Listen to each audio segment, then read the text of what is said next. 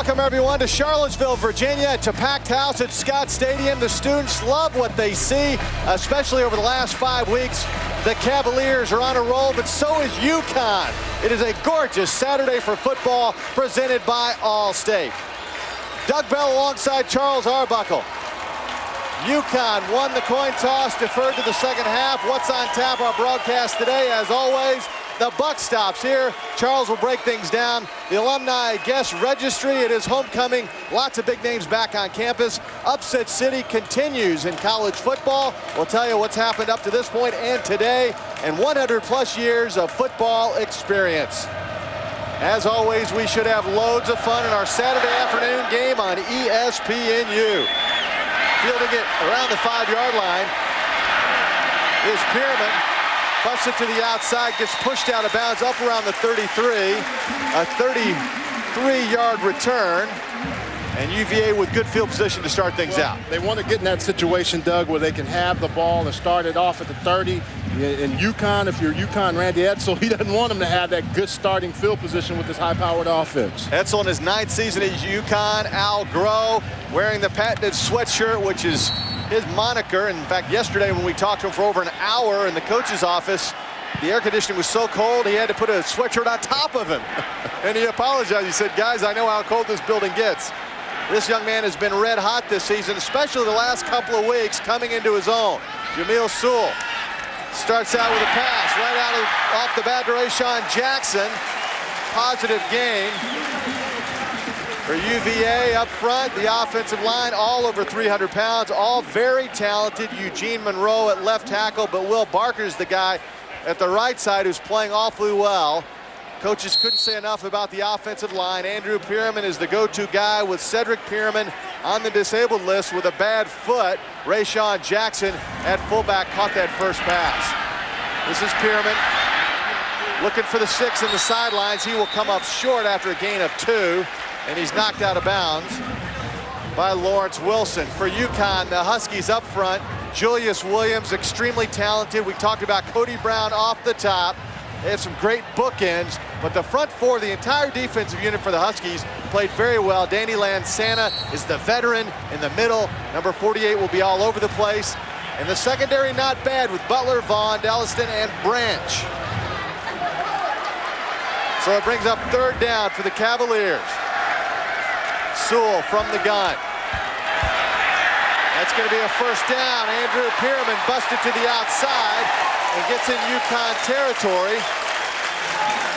Well, you have to be happy with what you see if you're a Virginia coach right now, Buck. Well, Doug, they just do a very good job of blocking and allowing Andrew Pierman a chance to get down the field. Rayshawn Jackson on that end. See, it opens up right there along with Ian Yates-Cunningham getting to the outside ceiling, and he's got speed now.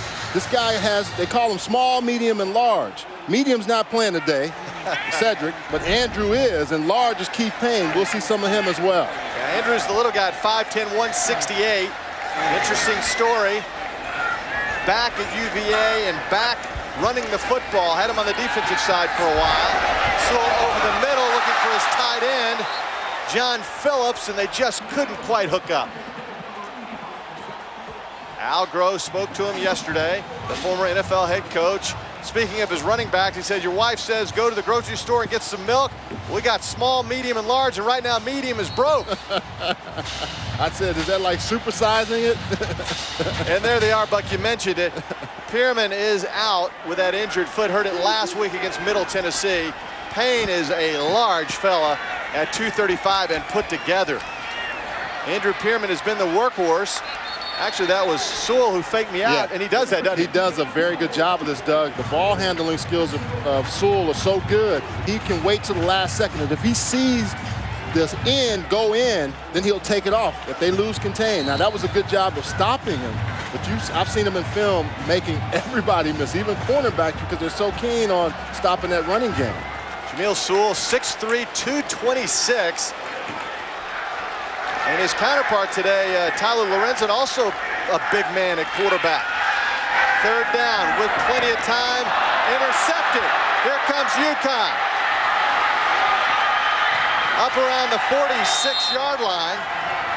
Terrific defense by UConn, ranked 4th in the country. Dana Delston, good interception.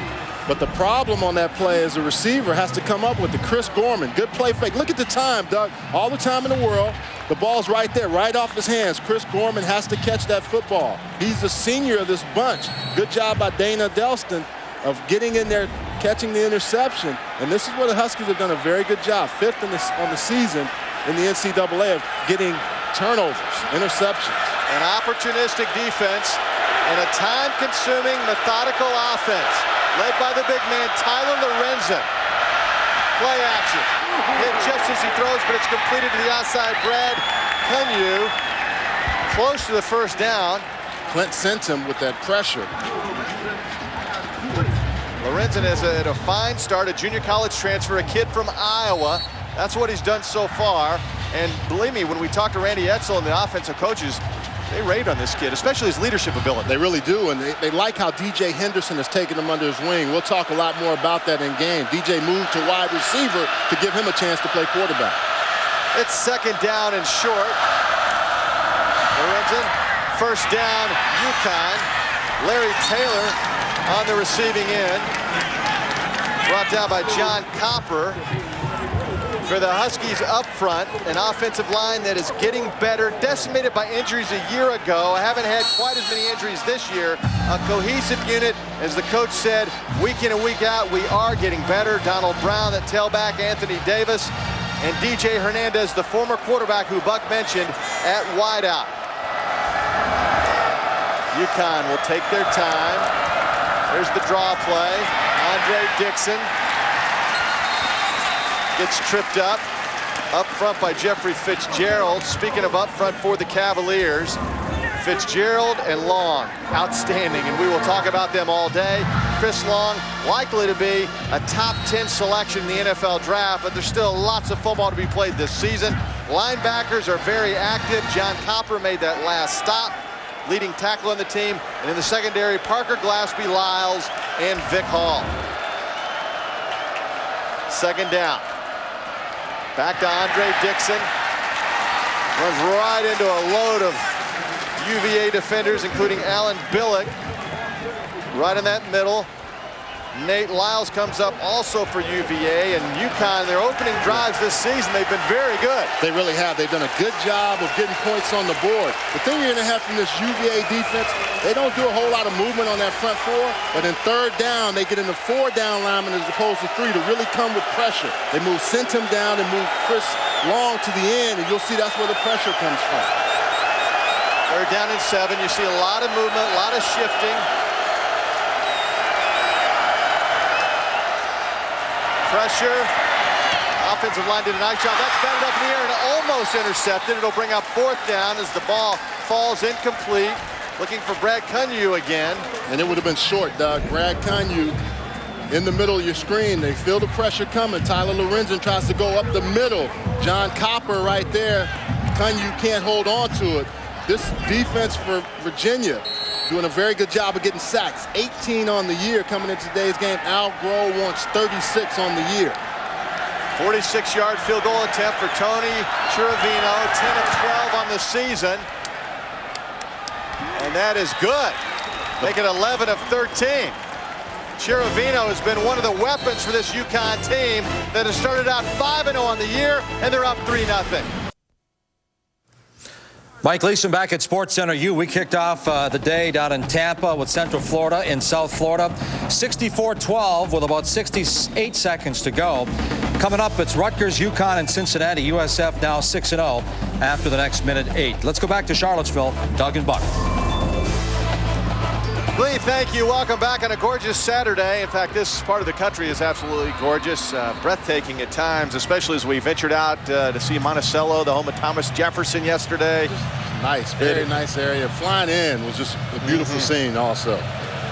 Kicking off for UConn, Desi Cullen, who was the MVP on that last field goal attempt, and we'll tell you why in a moment.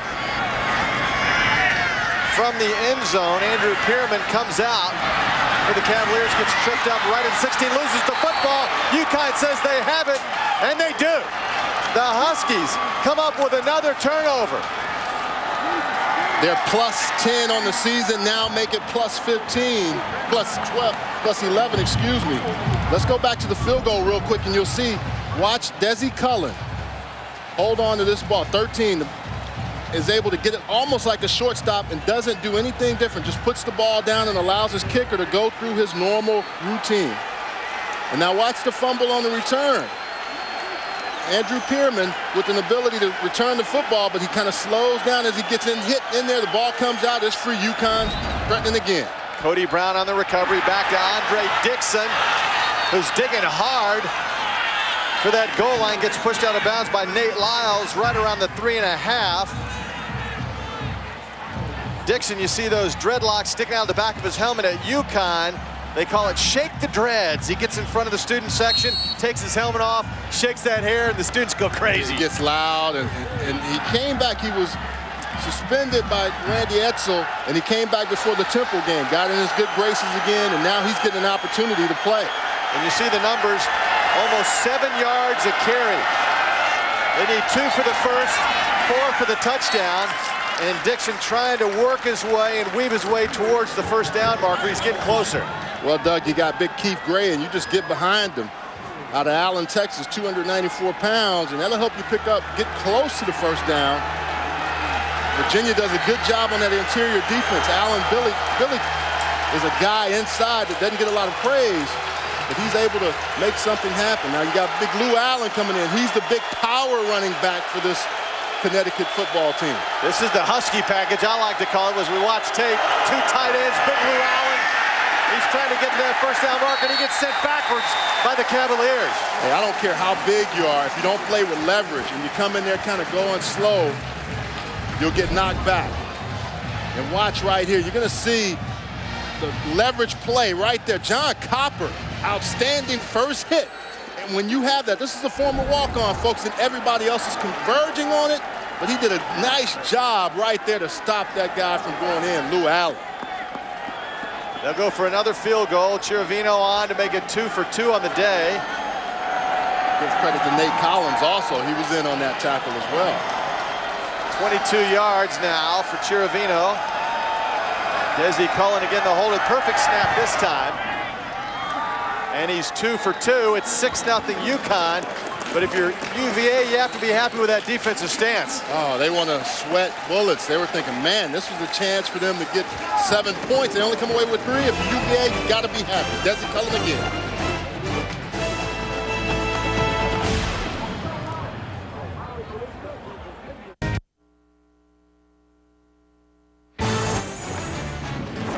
ESPNU College Football is presented by Allstate. Are you in good hands? And in part by Jack Link's Beef Jerky. Feed your wild side. How about that, huh? Another great scene here at the University of Virginia. We talked about what beautiful country it is, and UConn likes what they see so far. It's been a nice trip up to this point, leading 6-0. Pearman fumbled that last kick. He's deep. This one's fielded by Zeidenberg. Pulls his way back to the middle of the field, and boy, takes some shots and gets it back to the 22. 15-yard return. Let's check in with Mike Gleason in the studio. Leon McCorn. Well, the Ducks in Washington State, the Ducks have rushed for at least 300 yards in 3 of their 5 games. Here comes Jeremiah Johnson taking it in for the score. Ducks score early, 7-0. How about North Carolina, South Carolina? Chris Smelly. He's 3-0 as the starting quarterback for the Gamecocks. Deion Langhorne, touchdown. It's 7-0. USC. All right, Glee, Chris Smelling from Tuscaloosa, Alabama, no less. The quarterback for Steve Spurrier. Boy, some popping going on as Andrew Pearman gets knocked to the ground. Ball came out again, but he was already down. Well, I think it was because one of the Virginia guys recovered. They threw the beanbag down. But one of the Virginia linemen was down and got that recovery. Danny Lansana was on the hit. Yeah, Lansana comes with mean intentions. Ian Yates Cunningham gets it. Watch right here. You go in with that play, and Lansana comes off and clean hit right there. Ball comes out. Oh, it did come loose. It came loose, and big 75 Eugene Monroe, I think, recovered it. Second down. Underneath. Andrew Pearman looking for those big blocks. Takes a shot, and another shot gets bent backwards. Positive game, but he took a couple of licks. Well, once you fumble in a ball game, Doug, They are going to try to come after this UConn defense. They've had a week off. They're healthy. Listen to this. I want you to hear the popping of the pass.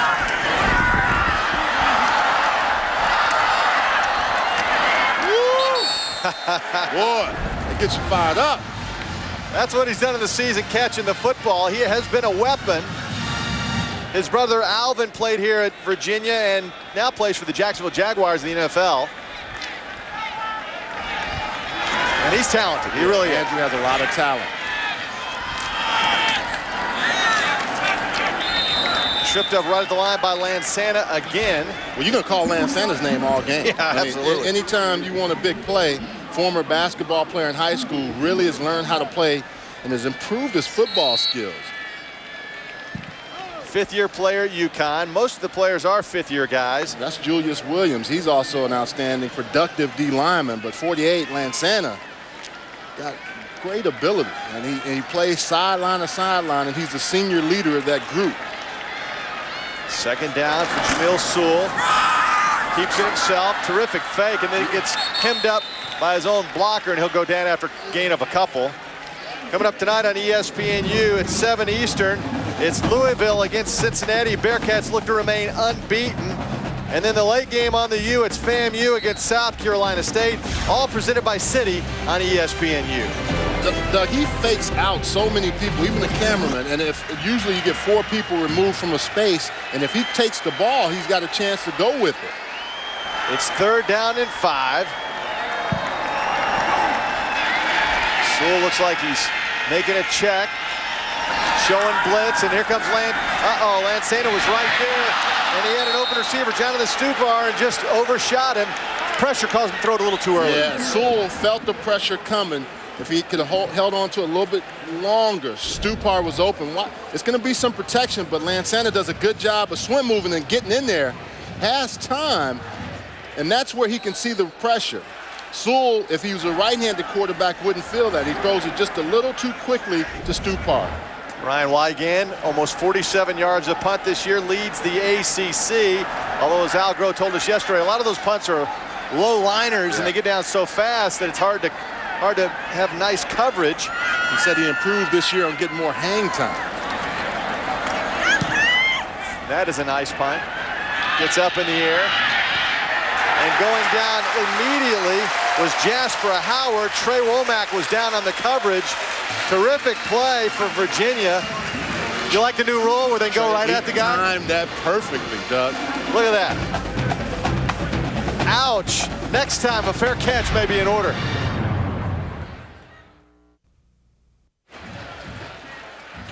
Chris Long, the All-American from Virginia, the son of Howie Long. He's looking to get after the quarterback. UConn, not a surprise, they lead in the first quarter so far this year, Buck. 52-10 in the first quarter, UConn. They jumped out on top early. Fast starters. They know how to get after defenses quickly. Tyler Lorenzen. Look out. He goes down. Clint Centum on the blitz from the outside. Nobody saw him. Untouched. Yeah, that's how it happens. Centum can come off that edge, and what happens when you're playing a 3-4, 3 down linemen, 4 linebackers, sometimes you don't account for it. Watch 51. No one accounts for him. The back should either be over or there should be a lineman bouncing out. Great job by Centum, who's also one of those guys that started a while around here, 31 consecutive starts. Just plays the game at a high level, a lot of intensity. 3 sacks for Centum on the season. Lorenzen will call timeout. Let's take a look at some other great defensive plays here. It's time for, drum roll please, the buck stops here. Well, take a look here at Chris Long and Jeffrey Fitzgerald. Healthy competition. That's Fitzgerald, who's his partner in crime, Chris Long. Long is a guy that if he can't get the interception, he doesn't mind his buddy getting a pick. This is 4 career interceptions by Jeffrey Fitzgerald. And what does he do? Pick. And you don't see big guys like this. This is a pick 6, Doug. That's the kind of talent they have. They push each other. That's the sophomore. Long is the senior. I tell you, we both got the memo, by the way, to wear the dark blue shirts this week. I'm glad you got yours. Chris Long is a great player, there's no question. But I like Jeffrey Fitzgerald, a future superstar. Long, lean, a very good ability to get after the quarterback and in the run game as well. After the timeout, Lorenzen Wiggles out of trouble once and then just throws it out of bounds. Not outside the tackle zone there. But pressure again. You talk about guys playing well. And this time it's going to come right up the middle. You see big 98, Nate Collins. Nate Collins does a great job of getting off a double team, which usually happens when you're inside. He's that nose guard or nose tackle, not a big guy. They like smaller nose tackles, and their end's actually a little bit bigger.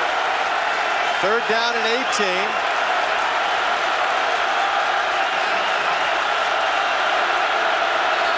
Lorenzen, flag down. Movement before the play. Looked like the left tackle move, perhaps. It's the end of the field where it gets a little noisy. False start on the offense. Number 64. 5-yard penalty remains. 3rd down.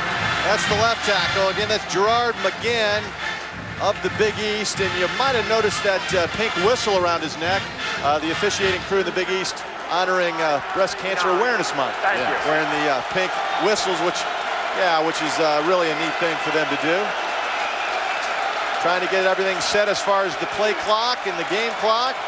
We talked about the fans being Clock a little operator, subdued early. Please put 5:39. 5:39 on the clock. Got to have Thank those you. 2 seconds. 3 seconds, excuse me.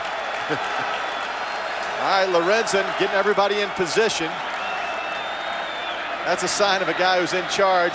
While they're fiddling with the clock, Lorenzen's walking around getting his guys ready to go. Yeah. Hey, this is where it's going to be loud. It's going to be tough for Lorenzen to really hear the signals, and the linemen have to be keen on not jumping off sides again. Lorenzen has been the MVP of this team first half of the season, according to Randy Edsel. Hasn't made a lot of mistakes. High percentage draw play, safe play. Andre Dixon. And the punt team comes onto the field for UConn. And once again, Clint Centum from that outside linebacker slot. Andre Dixon also, before that even happened, shook Nate Lyons. But Centum comes and cleans it up. These athletic linebackers, I talk about it all game. The 4 of them behind those 3 down linemen do a very good job of helping clean up the mess. Desi Cullen will punt it away just over 38 yards a kick this season. Kick Hall deep for UVA. Long kick. Back at the 27, Hall looks for the wall. Gets tripped up around the 40-yard line. Nice punt, a 10-yard return. Let's check in with Mike Leeson in the Sports Center U studio. Well, Doug, Southern Cal back home in Los Angeles taking on Arizona. Mark Sanchez with the start. Chauncey Washington gets the touchdown. Takes it in, first score of the day, dives in. It's 7-0 USC on top of the Cats. Doug? All right, Trojans trying to bounce back, and you being an old Pac-10 guy from UCLA, how shocked were you about last week, Stanford over USC? I couldn't believe it, but you know, Jim Harbaugh set that up pretty well. He had talked about it all offseason and kind of got in their head a little bit. Let's see if Jamil Sewell can get in the head of UConn. They've had good field position, haven't been able to do much. Sewell throws it into coverage, and that was batted away by Darius Butler. Speaking of the upsets the last couple of weeks, we talked about it. Auburn and Gainesville knocks off the Gators. K-State wallops Texas in Austin, no less. And the Buffaloes beating Oklahoma. That might have been the biggest shocker of all. And then South Florida at home against West Virginia, a packed house in Tampa. And look out, the Fighting Illini beat Wisconsin. And this game we mentioned, the Cardinal, Jim Harbaugh over the Trojans. Sewell running out of trouble. Did you see Sewell try to run over? Oh, Tyvon Branch went down and really went after him. All right, talk about undefeated teams. Connecticut, 1 of 11. If you look at this list, tell me how many of these teams other than LSU you would have thought would be undefeated, or Ohio State and LSU maybe at the beginning of the season. Hawaii, perhaps. They came back last night and won against San Jose on ESPN as Sewell puts his head down and burrows forward for the first down. Went on a quick count there, really tried to get Connecticut off balance. Hawaii's got that schedule, Buck. Yeah. I mean, they've had some close ones at La Tech, at San Jose State. Those are the 2 mainland games, but everything else I think they can win at home. And they were down 35-21 in the 4th quarter and came roaring back to get into overtime last night. I actually stayed up to watch that. I did too. And the baseball game. must say I didn't get to bed very early. A lot of sports on TV. That's the big hoss, Keith Payne. That's the big package. We told you about small, medium, and large, and that's the large package of Keith Payne. Helmets popping off, man. This is some competitive, hard-nosed, tough football. Pads are popping there. That was Lindsey Witten who lost his helmet. UVA, they've lost something at the wide receiver position because of injury. They have great tight ends, an outstanding offensive line. And so that's basically what they do. They try to stay in between the tackles quite often. Great fake by Sewell. Wide open for another first down. Inbounds was Chris Gorham. Doug, I just want you to look at how the play fake by Sewell will open things up. I mean, he just does a good job of leaving that ball in there. Then when he backs out, he's able to just get the ball out there. I mean, it makes it so much easier for a receiver to stay wide open when you do that. Two southpaws today at quarterback. This is our list. Young, Stabler, Boomer, Michael Vick, and Matt Leinart. Of course, Steve Young and Boomer in the College Football Hall of Fame. Matt Leinart, the Heisman Trophy winner. Snake Stabler in the College Football Hall of Fame. Jamil Sewell runs to the right side. That's the other thing that he brings to the table, is ability to get outside and run with the football in the option. They have some option plays sprinkled in. You know, Mike Groh, Al Groh's son, does a good job of play calling. Al Groh is involved. We talked to him yesterday. He's not going to let a lot of things go by without him knowing it. But he says he makes sure that the game is managed by his offensive coordinator during the game, who's his son.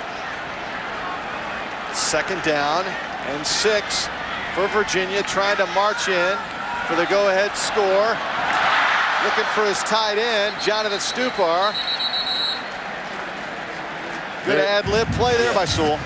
Their heads up, risky play. But what happens is, right there, good job by Connecticut, really coming off the edge and playing stand at home. Now watch Sewell, Lansanna's right there, and then you have people coming inside. That ball's out too long. Scott Luttress had a chance to get after it too, big 32. Al Groh enjoying his time as head coach of his alma mater on this homecoming Saturday. Sewell takes off, first down Cavaliers, tripped up at the 24 by Darius Butler, 6-yard pickup. Sewell going left and crossing him up when he goes right. Well, what also happened, Mike Groh saw that from the last play, and look, no end there. That's an option play again. The back is accounted for, but no one has the quarterback. So when the quarterback sees that, he keeps it. It was almost like a design keeper with the ability to pitch it if he had to. They ran that play 2 plays earlier, saw something and called it again. And that was more of a speed option instead of the long one where you go down the line of scrimmage. Sewell grew up in Richmond, Virginia, was an outstanding high school player. Keith Payne, the big man, running downhill, lumbering for a gain of 7 on first down. What did Al Groh say? If the field was 150 yards, by the time he got to 60 or 70, he's at top speed. So he's not a fast guy, but he moves well once he gets going at top end speed. There's Al Groh, who says he talks to Bill Belichick just about every day. In fact, after our meeting yesterday, he had a players meeting, and then he said, oh, I'll probably call Bill. We'll talk things over. Of course, Belichick getting ready for the big one against the Dallas Cowboys. They work together under Bill Parcells for those great Giants teams. That's the big man, the Payne train, down inside the 2-yard line. Hey, I like how they call screens down here with the big guy, and look how they fan out. Look at the offensive lineman getting out in front. Now, it's set up perfectly after they're running it. You got Big Iron, Yates Cunningham. You got all those guys down there blocking Will Barker. Watch here. See how they hold, and then they go. And look, when they fan out, Keith Payne just finds the opening. I told you, he gets going fast now when he's going downfield. Woo! Almost got in there. That's only his second catch of the season, and he has no touchdowns. If Payne hammers it home, he'll have his first score of the year. Let's see if they go to the big man. Flag down on the play. And the reason why he hadn't had as many catches, he hadn't played as much with Cedric Pierman in.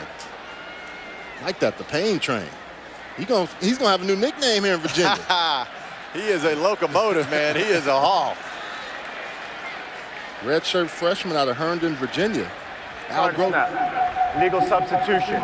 12 players on the field. Connecticut, half the distance to the goal, remains. First down. They couldn't stop the pain train, so they were trying to get one more guy in. They were going up in the student section up there. Hey, we need somebody down here. Put on a blue jersey. That's good strategy. Al Groh has those extra tight ends in there and the fullback. Payne behind the blockers, hammers it home for his first touchdown of the season. UVA 6-6. Doug, they do this on film. They don't change who they are, UVA does. And what they do is big Ian Yates Cunningham is going to pull around and get behind those big guys on the other side. Watch the big guard 77 move. He moves well for a big man. They already moved that side of the line out of the way. He doesn't even need a block. Big Payne, you see the tight end coming over there. John Phillips, they just attack you inside. Makes it tough for you to stop. Chris Gold on for the extra point. Having a tremendous season in his own right. And Gold boots it through. UVA on top, 7-6. Let's check in with our quarterback, Mike Gleason. All right, Doug, we go to Big Ten country, Minnesota Northwestern, another wild one. This one in double overtime. Now, Adam Weber out of the shotgun for the Golden Gophers, and John Gill, too much time, goes down, 49-48, Cats in double OT. Now it's the battle of the Carolinas. South Carolina's Chris Smelley finds his go-to guy, Kenny McKinley, on the corner route, adjusts. Great catch. They're up 14-0 against the Tar Heels. And Kentucky, LSU, Andre Woodson. It's deflected, caught, touchdown, 6-0 Kentucky. They're lining up for the PAT, Doug. All right, that would not shock me if the Cats at Commonwealth Stadium stuns LSU, especially after the physical game LSU had last week with Florida. And think about LSU, how they struggled the first half against Florida and really got going. Tim Tebow gave it all, and that was a good look at Kentucky. Andre Woodson saw it at South Carolina, but now they're at home. They got a chance to play at home. Good home cooking, man. Nothing like it. I hear you. Tyvon Brandt deep for the Huskies. Fields it at the 3. That's Larry Taylor. Breaks one tackle. Puts his head down, gets up to the 26. 19-yard return. That's good hard-nosed running. Yeah, and Tyvon Branch had a 97-yard kickoff return. He's got he can take it to the house, so you can see the coverage has to get there. When I watch UVA on film, they were usually, by the time the receiver had the ball, they were at the 30, sometimes 35-yard line. Some guys, that time, they were down to about the 25-20, and that's why he had nowhere to run. Lorenzen's numbers early on. Young man from Fremont, Iowa. Went to Palomar Junior College in San Marcos, California, before making his way back to UConn. Took a pop. You know, when the quarterback runs and he's tall like that, Buck, because you know those defenders like to stand him up and say, come on, boys, get a shot. Well, they do a very good job of leverage play. John Copper, again. Anytime you see a guy getting popped and his helmet going back, it's usually 54. Now, he's a guy that's married and 2 semesters away from graduating in religious studies, but they say when he gets on the field, he doesn't play like he's a religious man. In fact, John Copper says a prayer for the opponent. He says it for the entire team after every practice, but the opponents too. That's the end of the first quarter. A competitive first quarter, what we expected. And here come the Cavaliers.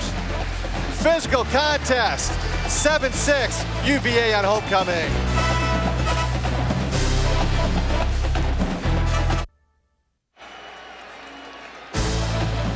Welcome back, UVA on top of UConn, 7-6 as we begin the second quarter in Charlottesville, Virginia.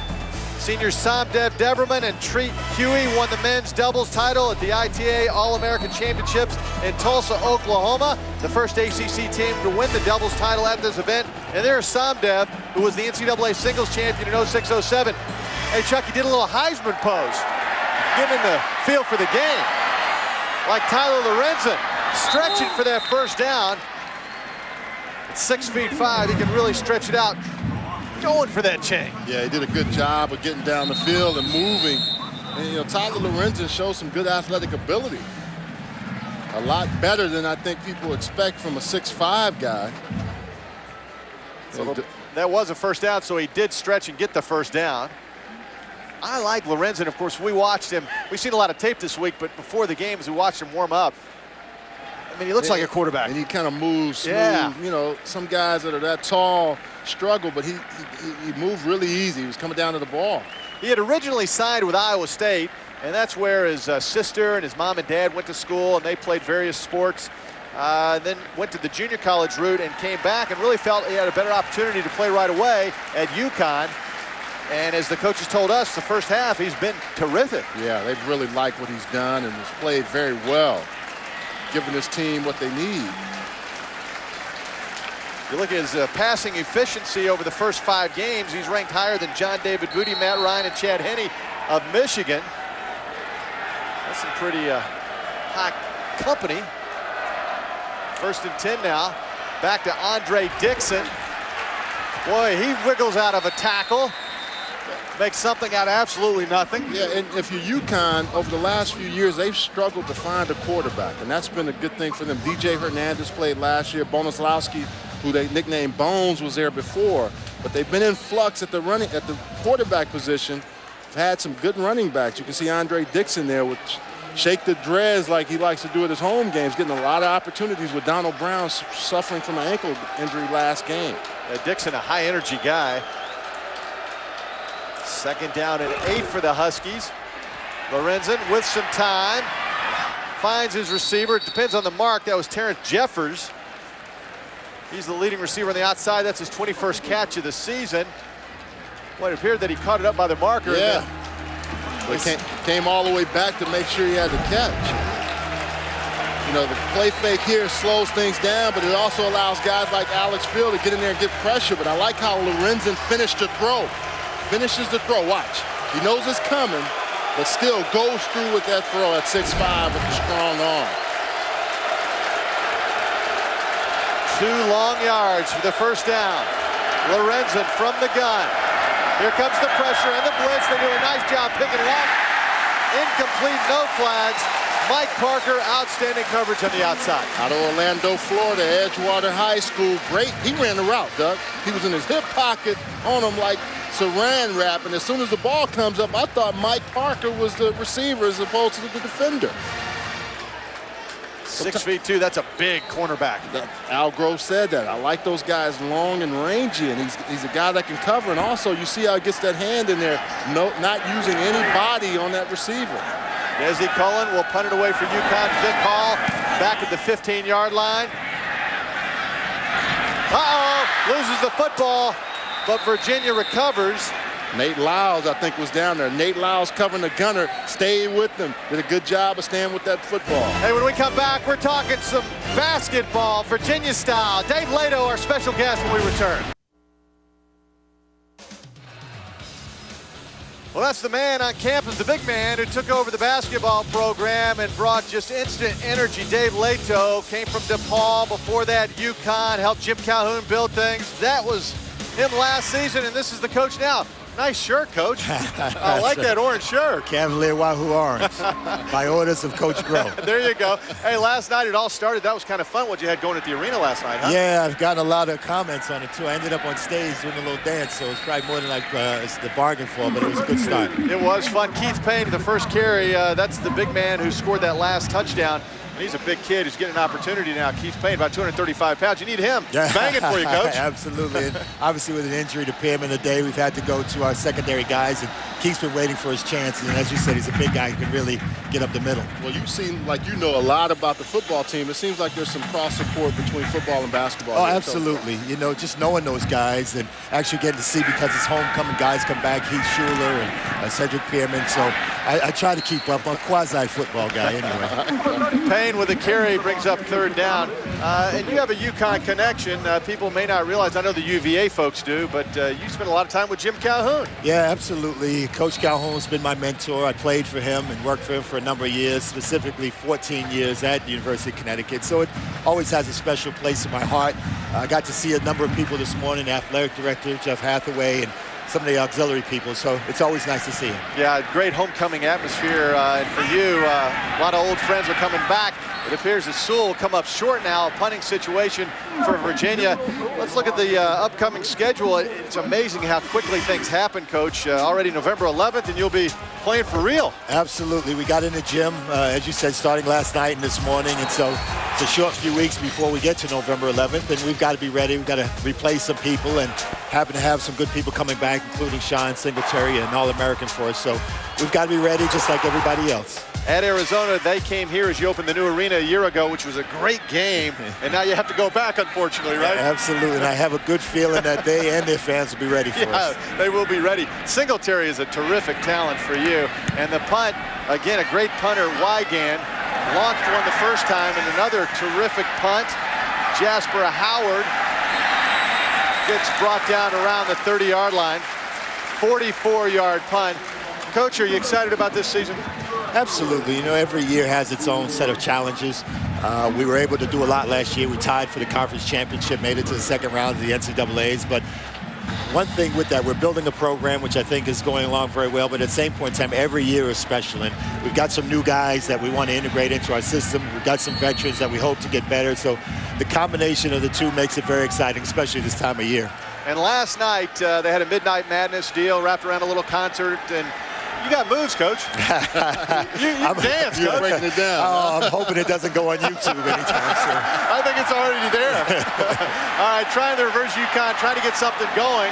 And again, the hard-hitting game continues.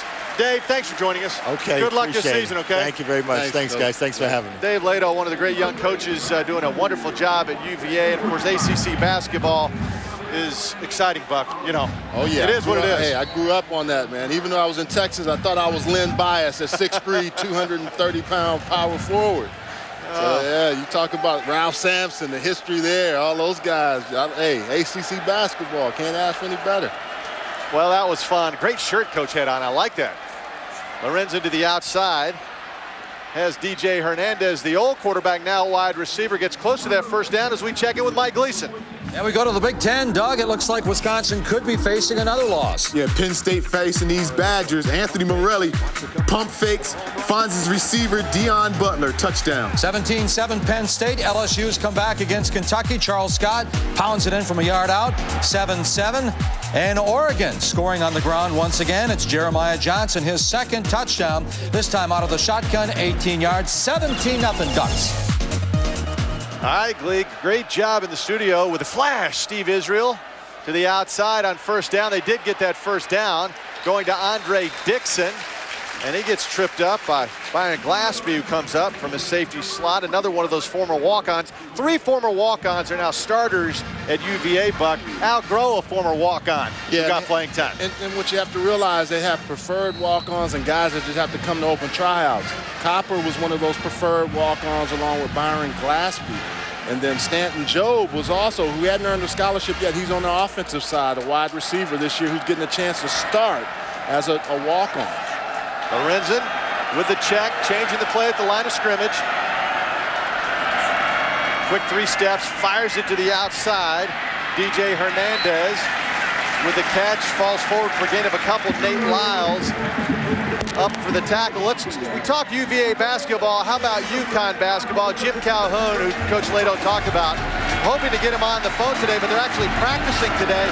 Some of the games on ESPNU, the opener November 7th, and then Gonzaga will be on ESPN December 1st. Well, you talk about Big East basketball. You can't say enough about that UConn program as well. Emeka Okafor, Rip Hamilton, you just go back in the list. Ray Allen, some great names from that program as well. Huskies fans fired up here. Little whoopee pass underneath. It's a first down and more. Boy, I like DJ Hernandez. Well, DJ and Tyler worked out in the offseason, and DJ is a former quarterback, so Tyler would catch balls from him. They would throw to each other. And watch this. They set up in a nice little situation where they can run the shovel play. DJ was such a good athlete, they didn't want to sit him on the bench. He showed you here why. Look at this. Watch, he's going to catch the ball. Great timing. Chris Long right there can't quite get to him. He turns a little late, and there was just enough room to give them the first down. Hernandez has really gotten comfortable at wide receiver, young man from Bristol, Connecticut, home of ESPN. And oops, movement by the right tackle. Big Mike Hicks. Seymour, Connecticut. And Mike is big. Yeah, 336. 6'6". You know, when you go on the field before the game. Prior to snap. False start on the offense. Number 74. 5-yard penalty. Remains. First down. That was LaMagdalene. Well, I think both of them were moving. A lot of people were moving, yeah. I saw Hicks, but I guess they gave it to 74 LaMagdalene. Yeah, watch this. This is what we saw. You can see 74, 79. Quarterback moving, even 4. Tyler was guilty also. So it's 1st and 15. Lorenzen to the outside. That goes incomplete. Hey, Doug, that was good coverage by the linebackers. I was looking in the middle of the field. John Copper, one of them. Antonio Appleby, the inside linebackers. They don't get as much pub, but they move out. Watch those 2 interior linebackers right by the umpire, and then they move, and they're just in the way. And Lorenzen has nowhere to throw. He doesn't have a window to throw to. The blinds were pulled down on him. There you see John Copper. This has been a high-energy game, Buck, on both sides. Well, defense has really been active. Boy, beautiful pass. Terrence Jeffers on the receiving end. We are live in Charlottesville, Virginia, on the campus of the University of Virginia. It's homecoming Saturday, a sellout crowd at Scott Stadium. 2 red-hot football teams. Doug Bell alongside Charles Arbuckle. Glad you're along. UConn 4-0 in the non-conference slate this season. And Virginia looking for their first 6-game winning streak since 2002. 3rd down and 5. Crowd on their feet. Trying to make some noise. Showing blitz, and here they come. Lorenzen gets it out of there, almost intercepted. Batted down by Rozzy Dowling, who comes in that nickel package. Yeah, they come in with the nickel package with him and Jamal Jackson, and also bring in big 99 Sean Gottschalk. And watch right here, Rozzy Dowling getting an opportunity to play not only in the regular package, but the nickel package as well with the injury to Chris Cook. Does a very good job of staying in front. I think the real key there was Jermaine Dias. He was there and got in the way of the quarterback, couldn't see the receiver on that play. Dowling getting an opportunity today with the injury to Chris Cook. This will be a 52-yard attempt for Tony Cheravino. He's already made 2 today. His longest of the season is 50 yards, so this will be a new long kick, a low liner. Is he going to make it across? No, just short. He was about 2 yards short. Yeah. And those are the plays where if you get a few more yards, you may be a little closer and let him have a chance there. One more time. It is a low kick. And it's stretching, and it's wide left.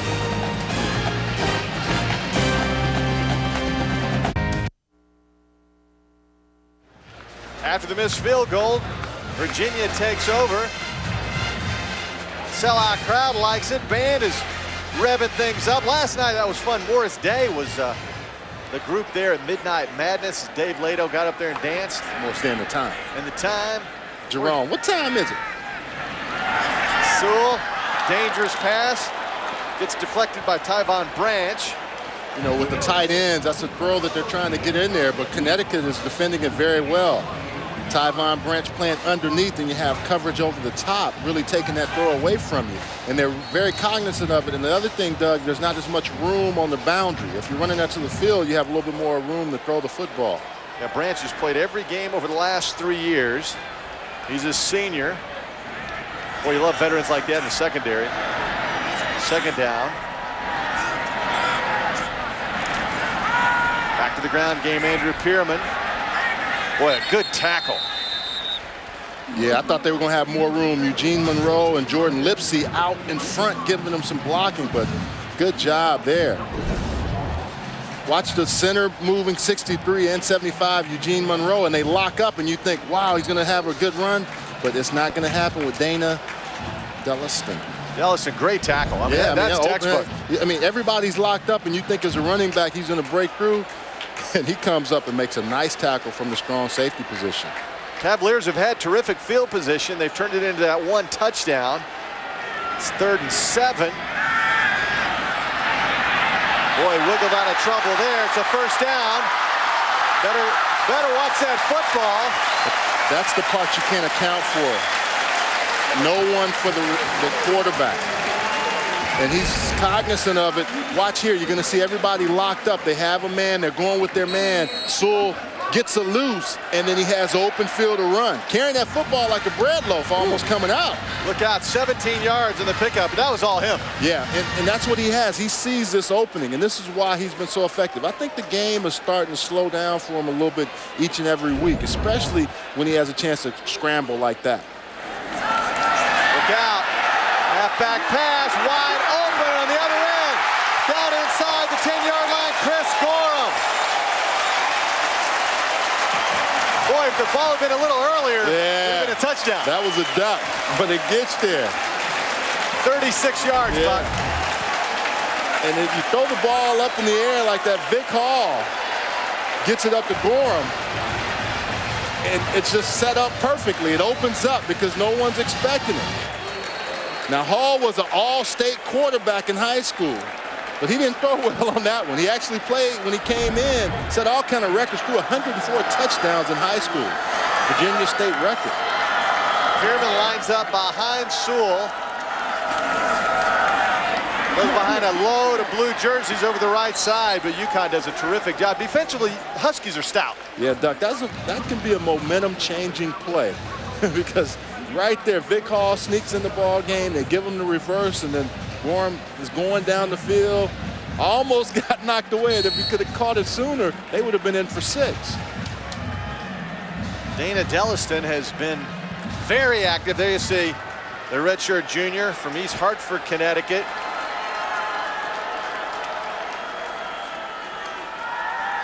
Sewell wide open. Touchdown, Cavaliers, John Phillips. If you come to Virginia to play tight end, you could be 3rd or 4th on the depth chart. John Phillips is the 3rd string in essence tight end, but with all the problems at the receiver position, that's his 2nd touchdown on the year. And here's why. He falls down and goes down, and they lose him. You see him coming across the side on that crossing route. It's set up perfectly. Phillips in the scoring column, just like Keith Payne, celebrating on homecoming with their first touchdowns of the year. Chris Gold on for the extra point. And it's good. Another great fake by the quarterback. Yeah. Good play design. Also, you see Phillips coming down and then get back up right there for 6.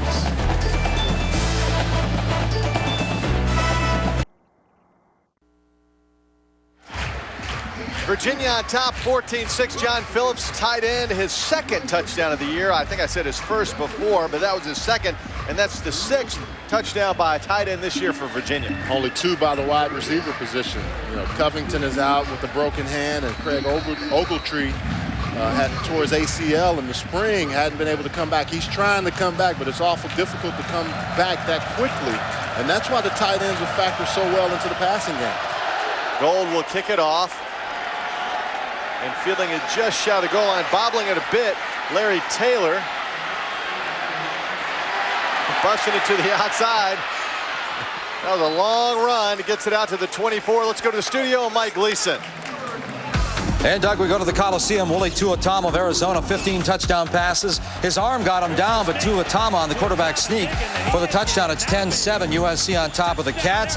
Penn State's rolling now against Wisconsin. This is Evan Royster breaking to the outside, 24-7 in Happy Valley. Doug? That surprises me just a bit. Yeah. I thought it was going to be one of those 10-6, 13-10 ball games. All right, Tyler Lorenzen comes onto the field, and I like the way these left-handers play fake, Buck. For some reason, it seems like left-handers do it better than right-handers. Although that time he didn't fake out anybody. Chris Long was there. Alex Field was there. Well, they were coming with so much pressure, and they're able to do it with those 3-down linemen.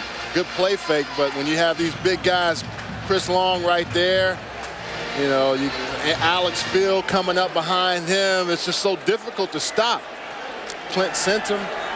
When they get after you, it's awful difficult to stop this Virginia front. So 2nd and 17 for the Huskies. Setting up the screen. Andre Dixon. Well executed screen play. Gets it up to the 34. That was an 18-yard pickup. And Alex LaMagdalene had a great block on that play. Out front. Screen, one-man screen, screen, and it's inside. Gets outside, good pump fake one way and then coming back. But Andre Dixon plays with a lot of intensity, a lot of effort, and they love this offense. Really gets behind him. 1st and 10. Dixon over the right side.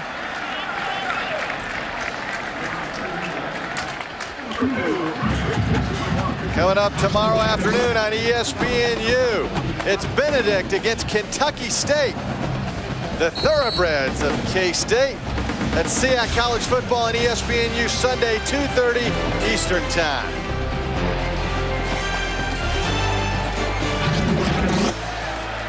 Second down and 5 as the UConn offensive line works against that talented front of Virginia. Lorenzen keeps it himself. Runs out of bounds up around the 46-yard line.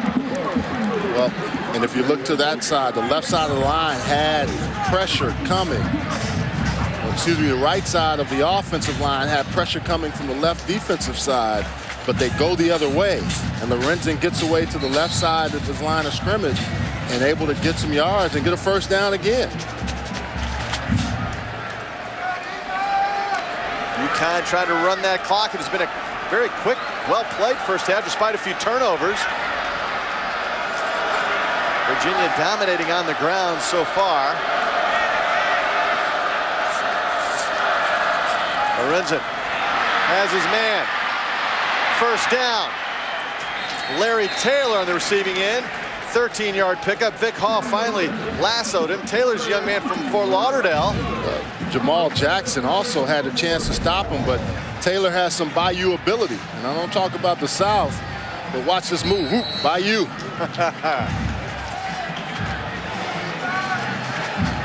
Faked him out, didn't he? Oh, yeah.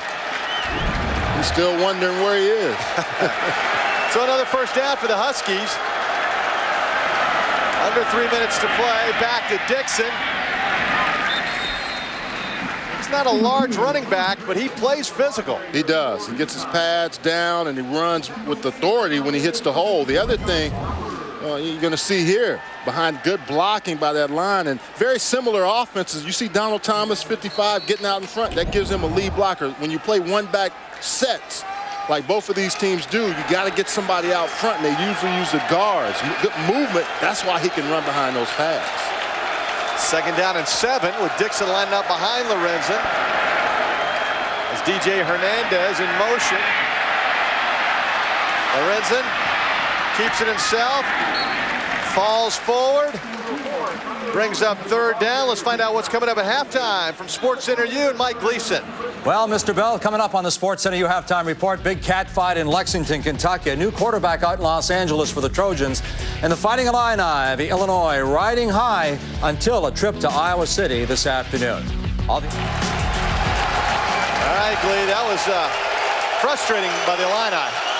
Yeah. Because they had the winning touchdown, they got called back. Oh, man, big win, and then come back this week and lose the ball game. 1 for 6 on third downs. The Huskies look out. Long with the pressure. Lorenzen almost connects with Terrence Jefferson. And I don't know how Lorenzen got that off with Long bearing down on him. I mean, he overthrew him by about 4 or 5 steps. Watch Long come, just great move. Chris Long does such a good job with that swim move, getting hands off of him. But Lorenzen, the big, strong kid, still able to throw the ball down the football field. Watch the shot he takes. But, Doug, usually you don't throw the ball that far when you get hit like that. Even Long got up and was like, what's going on? Hey, Buck, now you know why those quarterbacks wear that protection around the rib cage. Yeah. Because Long buried his head right into the ribs. He got right to him. But I was impressed with his ability to still get the ball and overthrow the receiver. All right, Buck, what do you think now? Do you go for the long field goal, or do you go for it on 4th down? They look like they were really considering going for it on 4th down. Their offense has moved well. The problem is they need points again. They need to stay with the points that they're able to get. So it's interesting to see what they're thinking. I thought they were going to go for that. It looks like here comes the quarterback, so they will go for it. Randy Edsall on the road. Really, the winner of this game likely to be in the top 25 next week. Doug, the other thing is they picked up the blitz fairly well, other than individual effort motor plays by Chris Long. UConn 1 for 4 on 4th down conversions this season. Great protection, has his man 1st down, Terrence Jeffers. Upended at the 20, that was a 12-yard pickup. Byron Glaspie on the stop for Virginia. Well, no pressure coming, so it allows you to just stand there and wait for that crossing route. You see 80 coming across, Jeffers right into your pitcher. Good job, and see it at the field level. This is what the quarterback sees. Even though there's a little pressure, he's still able to just get it over. Nice, easy throw and catch on a 4th down play. So the Huskies with a new set of downs as we get close to 1 minute to play before halftime. See if, yep, late flag comes in. Really not a late flag, he just couldn't get it out of his pocket. You know, it looked like Glaspie went over the top, though, Doug, unless he had some jersey. From this angle, I thought he got over the top and made a good play on the ball. Back judge Keith Washington was right behind Glaspie. Pass interference on the defense, number 22. The ball will be placed at the spot of the infraction, automatic. 1st down. I don't know about that one, Doug. His father was an outstanding player at Hampton. I mean, I don't think he had much jersey at all. Look, he goes over the top. Well, usually guys, when they pull and then grab over, but that's what the official saw. UConn trying to get it in the end zone just before the half. We set it down.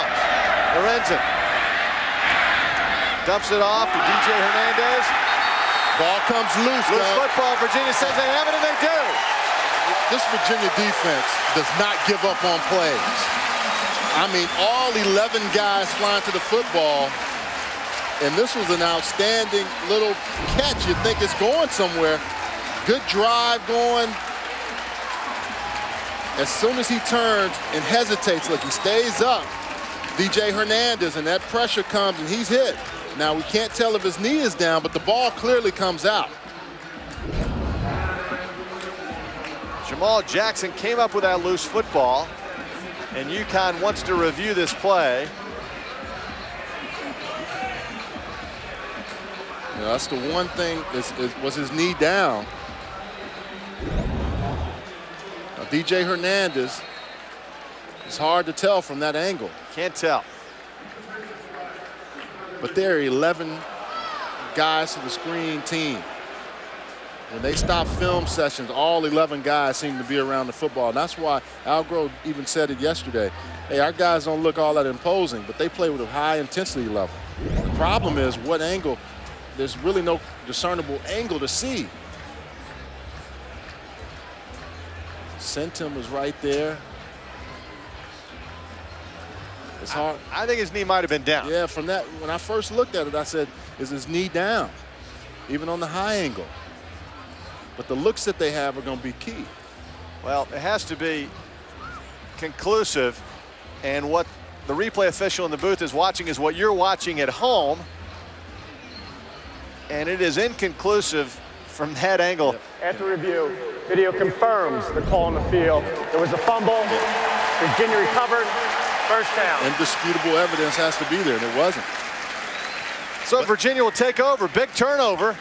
First for UConn, but it came at a bad time. Well, it did. And they had a good drive going, and think about it. They got that 4th down. But the other thing is this defense for Virginia, they want to have 36 takeaways and 36 sacks on the year. That's their 6th fumble recovery. Sewell gives off to Keith Payne. Another good tackle by Tyvon Branch. He's been impressive today. Payne with his first touchdown of the season in the first quarter. Cavaliers fell behind 6-0 if you just joined us. UConn went for a field goal. They were down on the 1-yard line, went for a field goal early to make it 6-0 instead of perhaps maybe trying the touchdown. Yeah, you talk about a guy now learning how to play his position. Greg Grohl was saying he's learning how to be a powerful running back, and you can see he has the ability to make people miss as well. Back to the Payne train. See that move right there, that little hesitation wiggle is what makes him a special player as a redshirt freshman. An entertaining first half in Charlottesville on a glorious Saturday homecoming at Virginia. Our score at the half, UVA 14, Connecticut 6. Time now to join Mike Gleason and Steve Israel, the Flash, in the Sports Center U studio. All right, thanks, Doug. Thanks, Doug. Welcome to the Sports Center U halftime report. The Flash, I guess I'll have to start calling you the Flash. Steve Israel, Mike Gleason, great to have you with us. You look at Virginia. UConn, of course, looks like another one of the unbeatens might bite the dust, but the Cavaliers lose to Wyoming, and people were going, ooh, it's going to be a long year for the Cavaliers. They win this one, they're going to be 6-1. Well, you know, their defense has stepped up, led by Howie Long's boy, Chris Long's doing a great job leading the defense. But you know what? Jamil Sewell's the story of this team. The quarterback doing a good job now protecting the ball and making smart decisions, Glee, with the football. Well, welcome back to Charlottesville. And once again, the weather is just perfect for football, and the Cavaliers played a solid first half to lead UConn 14-6. Hi, everybody. I'm Doug Bell, and welcome to Charlottesville, along with Charles Arbuckle, who is again missing in action. My partner took a stroll through Scott Stadium. I'm not sure where he is. Buck, can you hear me? I can hear you. I'm down here with Diego on the hill, just kind of hanging out, and they've hijacked me here. We run 5 straight. Well, Diego, what do they do down here on the hill? Is it always just rowdy? It's rowdy. It's right. It's live. It's live. We run 5 straight. We're going for number 6. Going for an ACC championship. Well, Doug and gang, I'm trying to get back where I can see a little bit of the game, and I don't get pushed down. We're down here with the Who. This is what the Who do. Go Who's! Hey, Buck, you're a former tight end. Just push him out of the way. I know. You got action to watch. All right, so Buck will be watching part of the third quarter from the Hill, which is a famous spot here at the stadium, which is just packed with fans. First half highlights early on. They went to the Big Hoss, the Payne train, Keith Payne, redshirt freshman, 235 pounds. First touchdown of the year, just put his shoulder down and rambled home like a locomotive. And he's very excited. I think it's the first of many touchdowns for that young man. Then Victor Hall, former quarterback. Halfback pass, sets up another touchdown. Great play fake by Sewell, going to John Phillips, his second touchdown of the season. And Virginia on top, 14-6. Tyler Lorenzen back at quarterback, hands off to Andre Dixon. Let's look at the first half numbers, brought to you by Oxy. You know, it's interesting, UVA has yet to put together a 400-yard game, and we'll see if they get it rolling here in the second half. Time of possession, UConn leads in that area. They turned it over one time big at the end of the second quarter. They were clearly in field goal range, going in for perhaps a touchdown that would have brought them within one, but they coughed it up. Lorenzen has been a field general, but the Virginia defense has been up to the task. Chris Long, what a motor on that young man. Non-stop motion. Putting a little pressure there, but wide open is Terrence Jeffers. Hall brings him down, and look at Long hustle back down there to get a hit. Hey, Charles, can you hear me down there? Are you in position? Yeah, and you see Terrence Jeffers with the nice catch. It opens up down here, and just like you called it, Chris Long with the great hustle play, going after the quarterback and then coming back and making a tackle downfield. I mean, he is, for a large man at 6'4", 280. I mean, that's, as you know, Buck, I mean, it's hard to keep that energy level up, but he does it. And that time makes a tackle on Dixon, just wrapped him up and threw him backwards. All right, Buck, it's the Who vision from the Hill.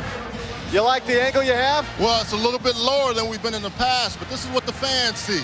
You saw right there, Nate Lyles coming in, Chris Long making the tackle, but you get a chance to see. I've always talked about you can feel the action on the field. We're about as close as you can be right here. And that hill is to, it gives you a great vantage point, a natural amphitheater. that they've had here at Scott Stadium for many, many years. Lorenzen again, pinpoint passing, another first down. And UConn looks good. That's Browsey, the tight end. Antonio Appleby on the tackle for the Cavaliers. Well, Doug, you have him coming right at you. Browse coming right down and running it out. From the previous line of scrimmage. Replay. Second down. So that goes backwards. The Huskies, another mental error. Undefeated on the season, UConn. They had a week off, and under Randy Edsall, they have been 2-5 after off weeks. And as you know, Buck, sometimes off weeks aren't good. Well, they didn't want that off week. They wanted to be able to play right away. They had momentum going. Trying to get it back here in the third quarter. Lorenzen too hard on the outside. And again, John Copper, who's been a man on a mission. Well, Doug, you see again, you know, Chris Long coming off that edge, not allowing him to throw the ball where he wants to, and Copper can come and clean it up. These guys are playing with a high level of intensity. Every time they get threatened, they seem to rise to the occasion, just like this crowd. For Virginia, it has not been a good quarter. The third quarter outscored this year 27-3. In fact, the only touchdown Virginia has had in the third quarter, you have to go back October 19th, 2006. So we'll see if UConn takes advantage of a sluggish team, usually in Virginia's case, to start the third quarter. That's Buck's angle who vision in the end zone. The fans' perspective. They were coming right at you, Buck. A lot of blue jerseys. They got in the way. Well, they're coming with pressure off the edge, too. They're so good inside, but they're able to come off the edges. And, boy, when they come after you and the crowd behind them, you can hear the hoo, hoo, hoo. They're bringing the heat, guys. They're bringing it. I like that defensive front for Virginia. Everybody is active. Well, let's take a look at Vic Hall. He's deep for the punt. You're pretty close to Vic. You can maybe reach out and touch him there, Buck. Great punt. Sends Hall back to the 4-yard line. Terrific coverage. A 60-yard punt. Hey guys, it's outstanding up here. These guys have had the ability to see Vic Hall and do some other things. We'll come back with the Who camera.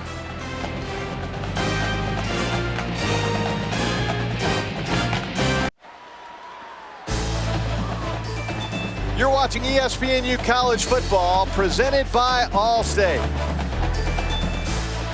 Cavaliers' first drive of the third quarter. Sewell looks for Jonathan Stupar, one of his talented tight ends. Let's go back to Who vision in the end zone. Hey, Doug, this is the opportunity to see Sewell from the back and how he goes with the play fake. Homer Smith used to stand under the quarterbacks and watch the center snap exchange and make sure they did the ball faking ability there. You can see how Sewell is able to fake the ball and then go back to the tight end. Super. That's what you got to have out of a good quarterback.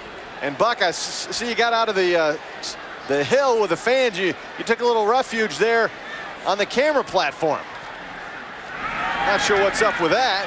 Andrew Pearman runs into a slew of white jerseys. Lawrence Wilson, leading tackler for UConn, amongst them. Hey guys, when you have Lawrence Wilson coming in, the hole opens up. You think he has some room to run, and then all of a sudden it closes up because big Lawrence Williams, number 8, Wilson, excuse me. It looks kind of odd having an 8 number on a linebacker, but he's out of Tuscaloosa, Doug, so you know a lot about those parts. Yeah, he got out of town. University of Alabama is right there. Chris Smelling, the quarterback at South Carolina, another Tuscaloosa kid who ventured out of state. 3rd down and 6. Lots of time for Sewell over the middle. It's intercepted. UConn roars back. Out of bounds at the 5-yard line. Hey guys, it was an awesome look here. He was trying to go to John Phillips, the tight end, in that area. Perfect time to do it, but he overthrows the football. Doesn't even get it to the receiver. And this is where Virginia has struggled. They've struggled this year with these kind of plays. John Phillips going down the field. Sewell has him in his eyesight, but just throws the ball too far inside. Robert Vaughn, his 5th pick of the season. And Lenny King back in 1955 with a UConn record of 10 picks in a season. Robert Vaughn is halfway there with half the season to go. This puts UConn in great shape if they can convert it into points. Andre Dixon tripped up by who else? Chris Long. And you can't say enough about Long and that motor, Buck. Wow, is he active. He's impossible to block one-on-one. Well, the thing you can say, Doug, is he didn't have to talk about his dad anymore. He plays at such a high level and does such a great job. This defense with the backs against the wall, he is always a guy that's going to step up along with Fitzgerald. All right, there's your look, Buck. You're right. You're playing a strong safety. You need to get up in there, Buck. I'm protecting the back line. Lorenzen into the end zone. Touchdown, UConn. Steve Browse, his second touchdown of the year, and the Huskies are back in it. Hey, you guys got to see Tyler Lorenzen with a great play fake like Sewell had before. Browse able to get out. That creates space again with the tight end going to that corner.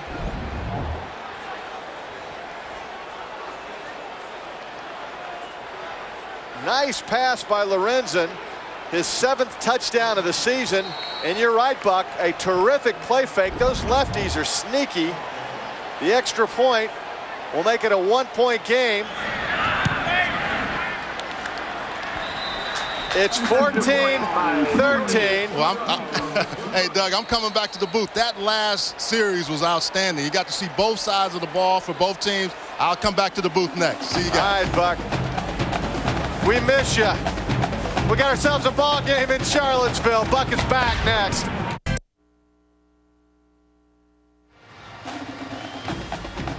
UConn, one of 11 undefeateds in the country, has pulled within 1. Randy Edsall opted to kick the extra point instead of going perhaps for 2 to tie it. I think his feeling, Buck, is maybe it's a little too early to be thinking go for 2. Well, think about it also, Doug. They went for it on 4th down and got the 4th down, but didn't come away with any points there. Good chance we had a perfect view down there, though. Virginia has had success like most programs, playing at home on homecoming. And right now they've been a little bit bogged down in this third quarter, Buck. This has not been a good quarter all season for Virginia, and they were lackluster in their first series they had. Well, I like how Chris Long really got after his players after they gave up that touchdown. But he has to blame a little bit of the offense right there. Jamel Sewell, who struggled at times. Sometimes he plays very well, and other times he struggles. And we got a chance to see that in that particular series. UConn defensively, they started all 11 guys every game. Injuries have not been a problem. They have been very tough on defense this year. There's the pressure setting up the screen. Andrew Pierman again gets tripped up. UConn came in 4th in the country in overall defense, 15th against the run. Danny Lansana on the stop there. This UConn defense is good. Well, I think people really didn't know what to expect. The teams that they played, you look at their schedule, you say Akron, Temple, hey, they're not that good. But if you give a team an opportunity to make plays against you like Virginia has done for UConn, they have a lot of confidence even coming before today. Sewell held that ball like he could pitch it out, perhaps. Runs up into the teeth of that defense. Lansana on another tackle. That UConn defense has just made some solid tackles. You know, whenever you see the ball coming like that, and Jamel Sewell, you think he's going to pick up a first down. You can see why today. They don't give up a whole lot of yards on the ground, only 89.2 yards per game. Look at the total today for Virginia. Not much. Edsall watching on this 3rd and 2. First down, Virginia. Stanton Job, another one of those 3 walk-ons that are starters for UVA. Job forced into the starting role because of injuries. He's done a nice job. He really has. Has track speed. Has very good high-end speed. A lot of people look at him. He says when he goes to the line of scrimmage, guys look like, you're coming up against me. And he said he always seems to run by guys. It's always been like that out of Austin Westlake. You know how he got here? Came to a football camp before his senior year. And the coaches liked him. He liked the campus and came back. His dad played at Texas Tech. Right now he's paying his own way. That'll change next year. Sewell running to his right. The southpaw gets tripped up. Another great tackle. Scott Luttress. Wow. And, you know, he got through the block of Jonathan Stupar. Stupar had the angle on him. Luttress did a good job.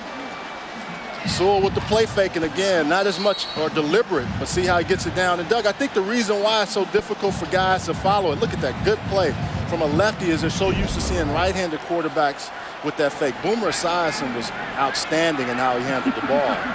And I think it just throws people off, just like a basketball shooter. When he's a right-handed guy, you play right-handed guys all the time, and you see a left-handed, you struggle. Yeah, we had our list earlier. We'll show it again. In and out of the hands of his tight end. That was Tom Santee. This is what we came up with, our outstanding left-handers. There have been a lot, believe me, but Steve Young, Snake Stabler, Boomer, Michael Vick, Matt Leinart. Pretty good group of lefties. Pretty good list. Sewell was going pretty well, but those 2 picks, those are the things that stand out. Like I said in the open, guy that is hot, when he's real hot, he's good. When he's not, that's when that team struggles. Has to remain patient. And he goes down. Lawrence Wilson on the outside. A lot of pressure. Let's check into the studio, Mike Gleason. Well, Doug, out in the Coliseum, Willie Tuatama and Chris Jennings hooked up in the first half, setting up a quarterback sneak. Now Tuatama avoids the rush, finds Jennings again, breaks a tackle, takes it 32 yards, sets up a field goal. It's a 45-yarder by Chris Bonzio. And it's 13-10, Cats on top. Look out. Oh, man. When it rains, it pours. Well, there's lots of time in that. Yeah. But I think people are realizing how young that USC football team is. Good punt, no return. Down at the 25. That was a 49-yard punt. UConn in 1897 started their football program. Obviously no helmets way back when in 1901. I like the jerseys. Good look there. Gardner Dow actually died after sustaining a head injury after making a tackle on the playing field. The 1924 team considered probably the greatest in UConn history. Coach Dole and Red O'Neill was an All-American back then. They've been around a long time.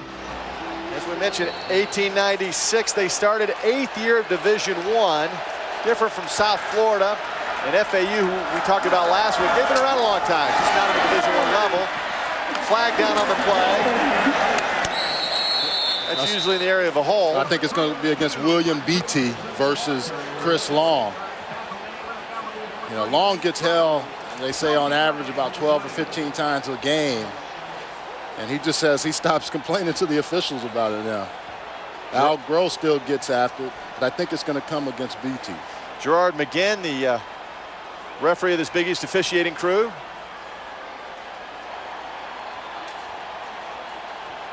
And his microphone isn't working right now, but it is the hold against UConn.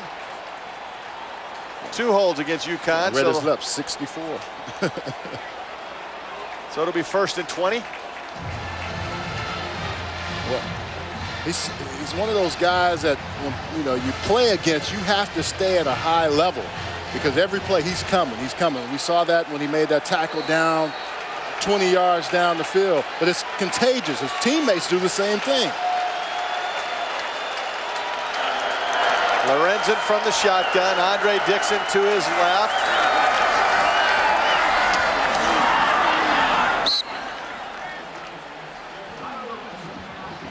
Yard pickup. Some modern names for UConn that you might remember. There's Nick Giaquinto with the Dolphins and the Redskins. Mark Didio, who had some nice seasons there with the Steelers. Kozlowski made his presence felt in the National Football League. Just some of the names of UConn greats in years gone by. 2nd and 10. Lorenzen keeps it himself. Middle of the field's wide open. Falls forward. Let's check in with Mike Gleason in the SportsCenter U studio. Well, Penn State starting to pour it on the Wisconsin Badgers. Wisconsin losing to Illinois. Rodney Kinlaw had 168 yards last week. He scores again. And Penn State 31-7 over Bucky the Badger. Doug? All right, so Penn State playing well at home. Happy Valley, it will be a happy place this evening, certainly. Already with the upset today, Illinois loses at Iowa in the Big Ten, as Mike told us earlier. Third down and short. Lorenzen wide open. Oh! Rouse couldn't come up with it.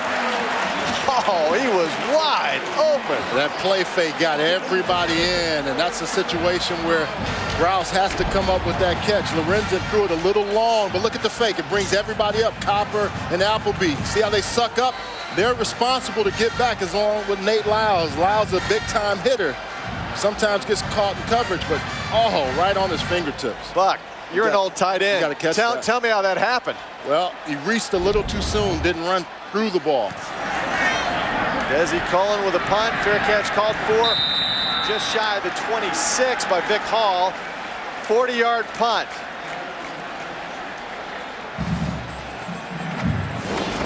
All right, Buck, new football, old hoops. Check it out. Cincy, UConn, couple of Big East teams. Kansas. The Hoosiers having a good year, and obviously the Wildcats. Yeah. And Pretty good stuff. It is. You think about Kentucky, too, how they come on the scene, but Connecticut really playing some good football now. That's Stupar in motion. Boy, Keith Payne, after a terrific fake by Sewell, picks up 13 yards and a first down for the Cavaliers. Well, you know, if you're a guard here at this school, you love to come to play here, because you know you're going to get an opportunity to stay on line, meaning right at the line of scrimmage, but you also get a chance to pull like Ian Yates Cunningham. You're going to see the guards pull a whole lot, and that just allows the running back to have someone he can kind of touch and just get after it after that, get up the field. And the Payne train, 8 carries, 35 yards, has his first touchdown of the year. And the train back over the right side, carrying a couple of tacklers with him. Well, and then big Brandon Albert that time. He comes across from the left guard spot to the right side, and Payne getting right behind him. And he has a good block on Danny Lansana. Payne getting that opportunity. Cedric Pierman, top rusher for UVA, injured his foot last week against Middle Tennessee, not playing. Smart move by Mike Groh, also, Doug, of putting in the bigger back, trying to wear them off that defensive line of Connecticut out. Second down at Sewell, flushed out of the pocket. Nowhere to go. Spins out of 2 tackles, and it's a first down. Now that was nice. You know, you think of point guards and their ability to spin when people get to them. And just, you have to have an innate ability to do some of the things that he does. Here you're going to see him today and what he's done. Look at this, nice move and trying to run over people. And the play fake gets everybody in, and he's able to throw passes to the outside. And watch this, another nifty run by Sewell.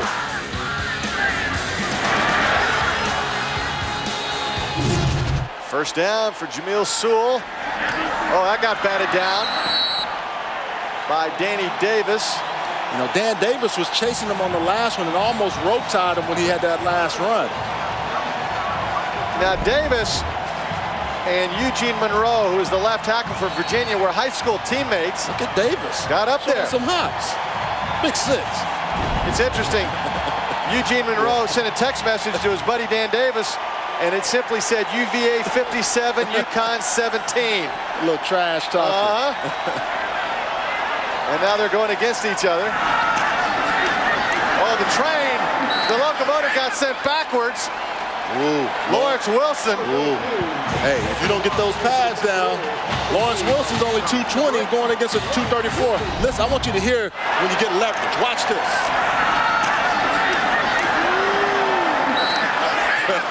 And that's a perfect tackle. Get underneath, drive your legs, and finish the tackle. Wow. Some good hitting going on here today. Hey, Wilson leading tackler for the Huskies. Third down defense, pretty good for UConn. 50% of the day for the Cavaliers, 5 out of 10. Lots of pressure. Sewell runs out of trouble. Gets wrapped up by Lawrence Wilson once again. And it'll it'll be a punting situation for the Cavaliers. Well, and they did a good job. They knew Sewell was going to think about running. They brought pressure, but they had those guys behind making sure that if he got it loose, didn't get past the second level. Lawrence Wilson has had a good game today. And we talk about Lansana and this young redshirt freshman all over the field, along with Big Dan Davis, a senior from Plainfield, New Jersey. Ryan Wygand back to punt for UConn. Larry Taylor deep, standing on his own 10-yard line. Short punt, Taylor fields at the 12, scampers to the outside, and knocked out of bounds up at the 25. Crowd reacts. It was a good hit, but also a nice return. Hey, college football on the U continues tonight. 2 more games. Louisville, Cincinnati. Can the Bearcats stay unbeaten? Later on, it's FAMU, South Carolina State. Saturday primetime college football presented by Citi on ESPNU. Tomorrow, Sunday afternoon, it's Benedict against Kentucky State. SEAC college football on the U, Sunday, 2:30 Eastern.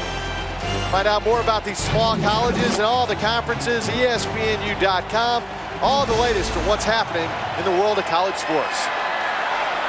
Lorenzen to the outside, DJ Hernandez.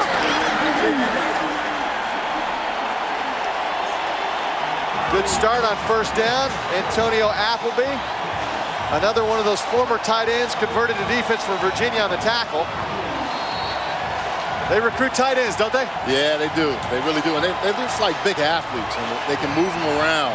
Guys like Chris Long, you know, he won the slam dunk championship at the YMCA. Can leap out of the gym too, I guess. Lorenzen has shown us a lot today. He's been tough, he's been smart. Here's the blitz, he sees it. And basically threw that away. Yeah, good blitz pickup by Andre Dixon. Had sent him coming on the edge and hit him on the thigh board and knocked him down to create a throwing lane, but it didn't really matter. This crowd has been getting up on third down. Once again, you have Virginia putting in a nickel package to try to cause some havoc with 4 down linemen as opposed to 3 and 6 defenders back in that secondary. 5, excuse me. UConn has not been good on third downs. Let's see if they can convert now. As the third quarter winds down. Over the middle. Did he catch and fumble? Nope, incomplete pass. Jamal Jackson had a beat on that ball. Cunyu couldn't hang on. Would have had the first down. Yeah, Jamal Jackson was there as soon as Cunyu catches the ball. You can see, watch 27 coming behind the umpire. Good hit, knocking the ball out of Cunyu's hands, disrupting him enough to make him put the ball on the ground. So Desi Cullen comes on to punt again. He has been very busy today. Vic Hall is back at the 27.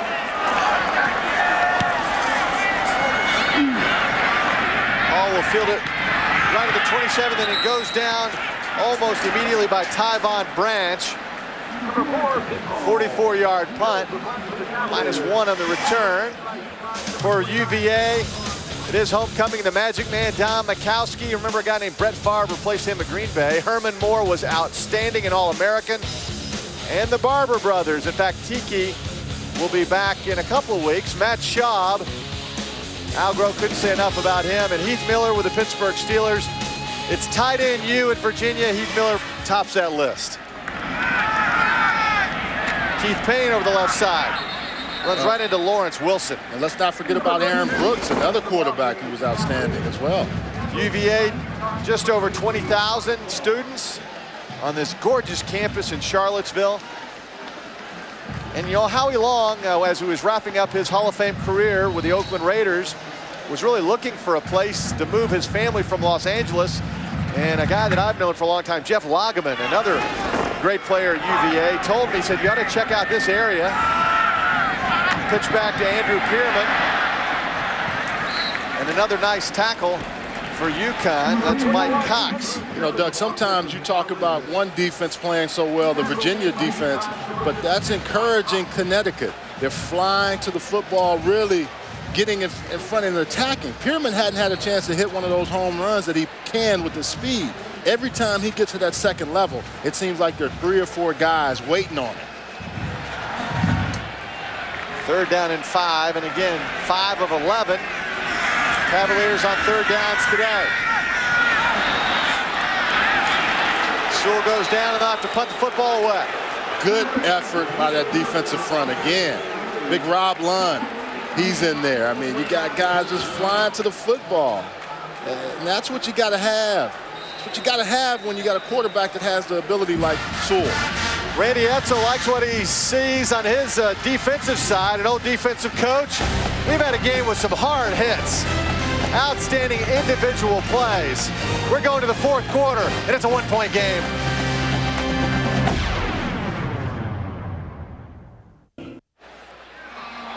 You're watching ESPNU College Football, presented by Allstate. UConn trying to keep their undefeated season alive and kicking, and whoever wins this game will be in the top 25 next week for the first time this season. The punt away for the Cavaliers. Fair catch called for and fielded at the 24. Let's find out about Kentucky and LSU. Mike Gleason in the studio.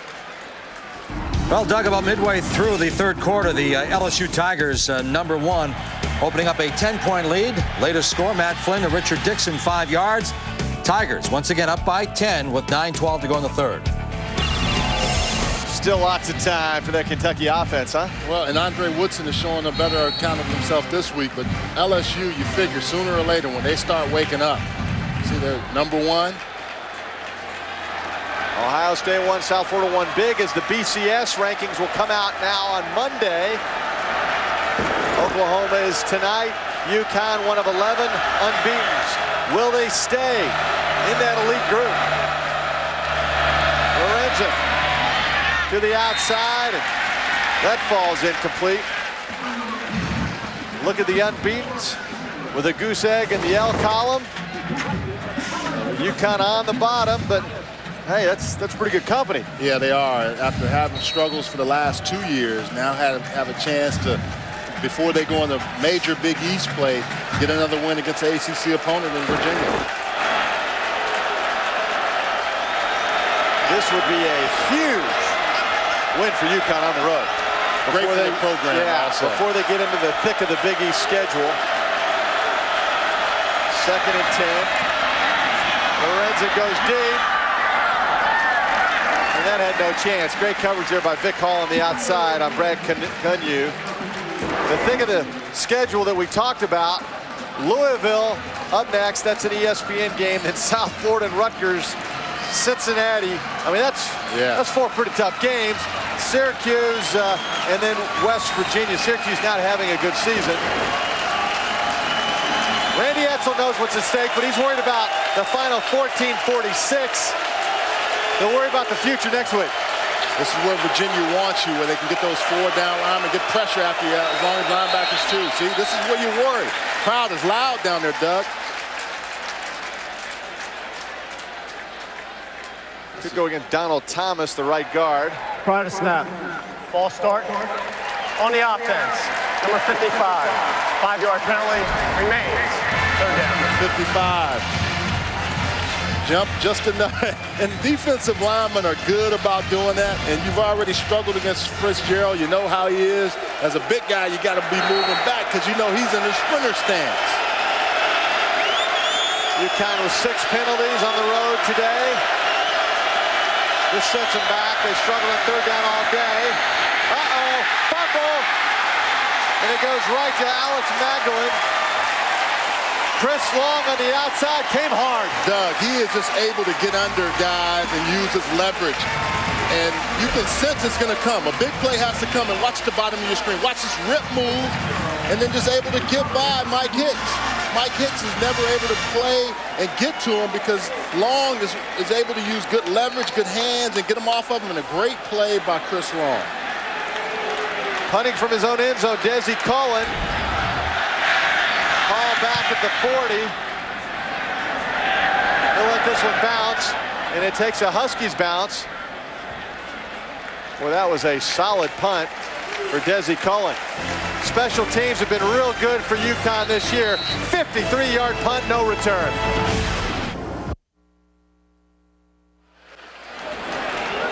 Chris Long has had a terrific game. What we expected, 6 tackles, 2 sacks, 9 on the season now. Offense of Virginia back on the field and going nowhere. Andrew Pierman run out of bounds. It has been a struggle in the second half for both offenses, but especially Virginia, only 1 first down in the second half. 43 yards, only 1 first down, and the reason why is how they started on first down, only gaining 1 yard there. Looked like Pierman had somewhere to go, but UConn's defense has played very, very well today. Sewell with time over the middle. Snagging it and keeping it in his chest is Dontrell Inman. First round, Virginia. 17-yard pickup. We're live Scott Stadium on the campus of the University of Virginia. It's homecoming weekend in Charlottesville. Doug Bell alongside former UCLA tight end Charles Arbuckle. UConn, one of 11 undefeateds, wearing their white road uniforms, and the total yards, Virginia on top, but just barely on the scoreboard by a single point. Jamil Sewell. Flag down, that's a hold. Sewell keep it in bounds and get it up to the 39-yard line. But that is coming back. It's the toughest thing when you have a quarterback that can move. You have to hold for so long. On the offense, number 61, 10-yard penalty. From the previous line of scrimmage, replay first down. And this is the backside protector, Will Barker. Usually with the right-handed quarterback, it's the left tackle, but in this case, it's Will Barker, the right tackle. He doesn't want his guy to get killed. You know, I tell you, Buck, looking at this Virginia offense, we watched tape, we talked to Coach Groh yesterday. Clearly, the threat on the outside, it's not there. Well, he wants to see guys like Dontrell Inman step up, who's a freshman, a true freshman, has come in and done well, but he doesn't have his guys that he's looking for, his senior or junior or sophomore leaders stepping up on the outside. UConn really concentrating on that in between the tackles. Sewell looking and looking. Did he catch it? Kerry Coke. Yes, that was a nice grab. Young man who started at Tulane and transferred to UVA. Didn't have to sit out a year. Good patience by Sewell waiting for that to come open. Cook running his defender off, doing a good job against Darius Butler, and then coming back to the football. The tight ends were on the drag route and the underneath, but he waited and waited. Good job by him of waiting and patiently throwing the football down the field. That was a 14-yard pickup. Sewell looks down the line of scrimmage. Doesn't appear to have changed the play. Shows the option, keeps it himself. Goes forward for a couple. I think he made a mistake there. Pierman was open.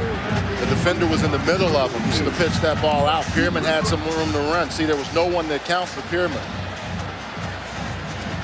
There's the rushing yards. Look, you're going to see right here. Watch this from the behind. Look, there's one guy there. If he just right there pitching. No one outside. So Pierman's running for the first down, possibly more yards. Sometimes that happens, though. I mean, you can't fault him because he's done so well in the option game for the most part today. 3rd down and 5. Picked up the blitz. Incomplete. Threw it behind Dontrell Inman. That's the young freshman receiver you mentioned, Buck. And Sewell throwing the ball behind him. Inman on the dig route deep in. Sewell throws it outside. He's expecting it a little bit more inside. See, the defender on your back, you think as a quarterback he's going to throw it out in front. Tyvon Branch almost had an interception. Chris Gold on to punt. He handles the punting chores when it's inside the 50. Larry Taylor back for UConn. Taylor calls for the fair catch at the 11-yard line. A 32-yard punt, no return. We'll come back for what should be an exciting final 11:28.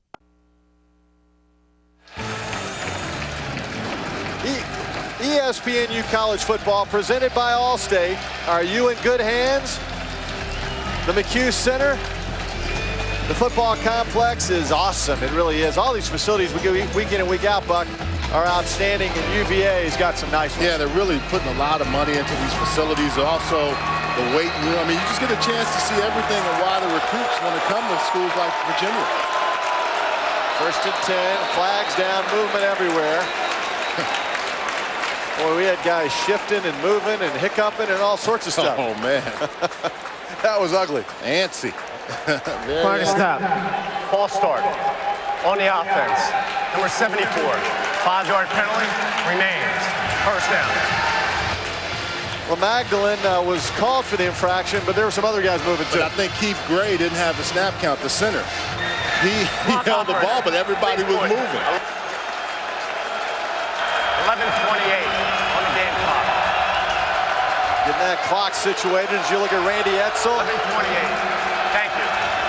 An interesting coaching resume. Tom Coughlin, he worked under at Boston College and with the Jacksonville Jaguars. Of course, Dick McPherson, he worked under Coach Mack at Syracuse.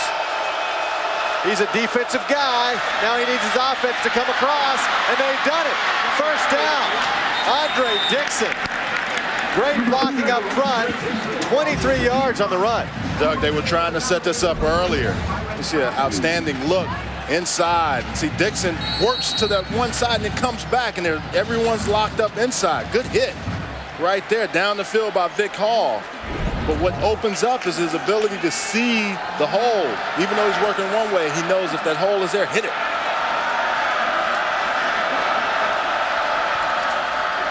Lorenzen over the top to his tight end. Great grab by Browse. A good pass, but hey. Man, nice catch. Good catch. Browse made up for that fourth down miss that he had earlier. Really become more proficient in the passing game. A good blocker as well. But Lorenzen's getting a comfort level. Look at this. Dropped it in the bucket. Over the top of Antonio Appleby, who had pretty good coverage. And then Nate Lyles will come up and knock you around. Browse holds on to the football, picks up the first down. 18 yards on that play. Bang, bang, just like that. UConn on the march. Looking to stay unbeaten. One of 11 unbeatens in the country. Really, Kansas is going to stay unbeaten. They're killing Baylor right now. Yeah, very physical ball game, both sides of the football. And I think UConn has not been in close games. Virginia has, and pulled them out like they haven't been in the past few years. Be interesting to see if UConn can come back and win this ball game. The Dreads have been doing some shaking today. Lorenzen rifles it in there. Flag down on the play. Mike Parker riding on the receiver's back, DJ Hernandez. Not any complaining from Al Groh. He was on his back. Once again, you talk about those cornerbacks who are long limbed, tall. Number 43. The ball will be placed at the spot of the infraction. Automatic. First down. He had him wrapped up, didn't he? Yeah, he did. Al Groh has built this team like he liked in the pros. Good corners, athletic guys inside his front seven. All of them can move around. His safeties are big hitters.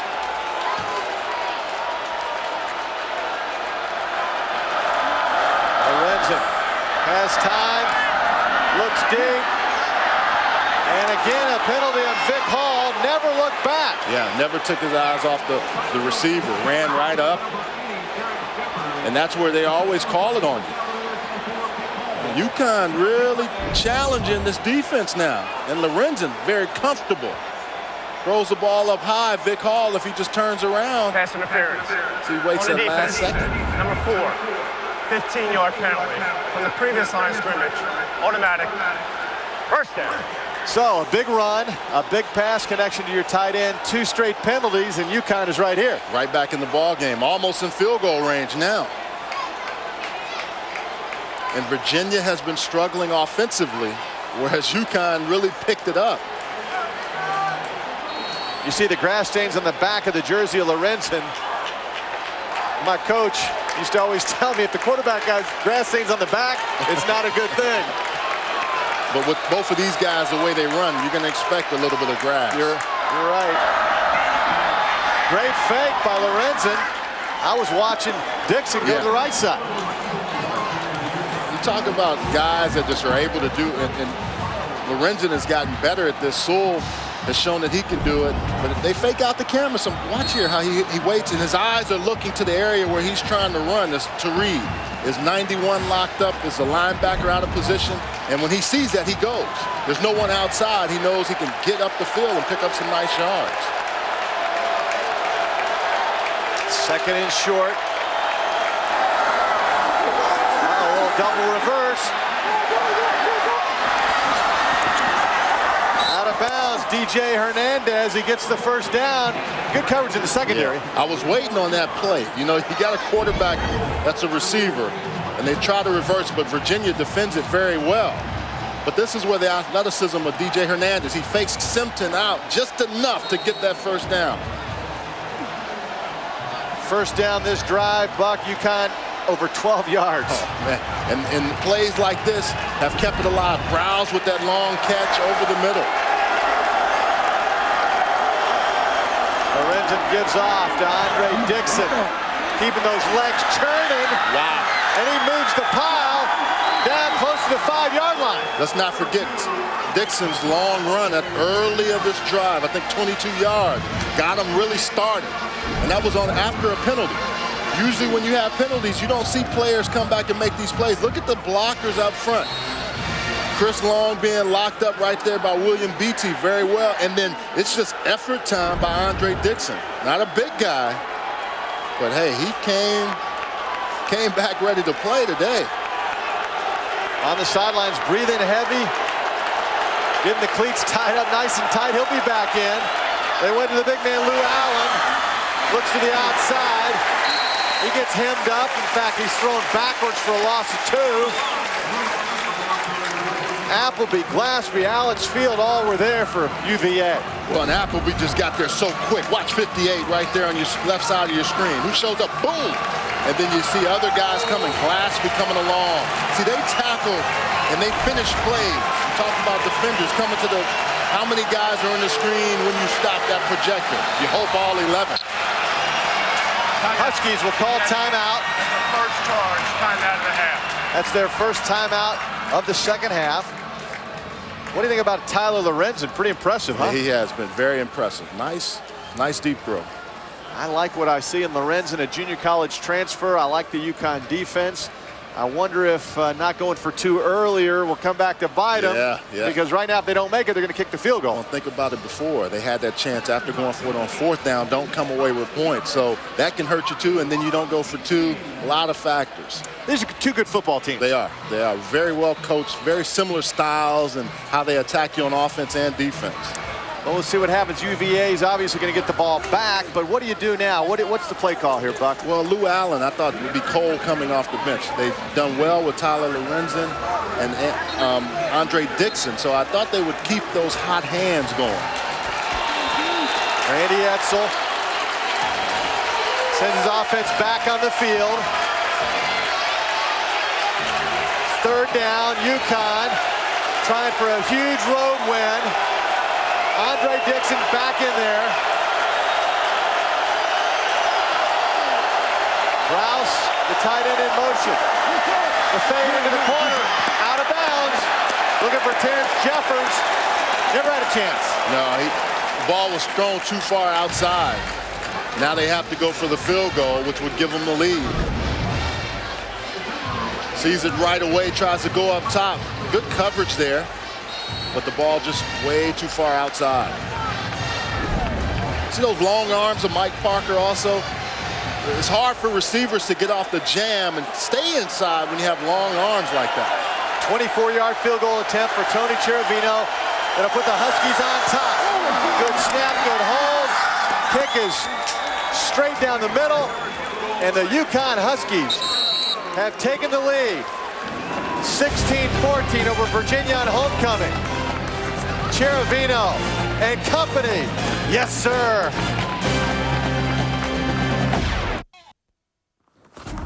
Update from Commonwealth Stadium, Lexington. The Cats have come back. Andre Woodson out of the shotgun finds one of his favorite targets, the tight end Jacob Tammy. It's 27-21 LSU. Mark Sanchez scores. Yeah, Mark Sanchez. Fred Davis, tight end, beast the man-on-man coverage. Spencer Lawson for Arizona for the touchdown up the seam.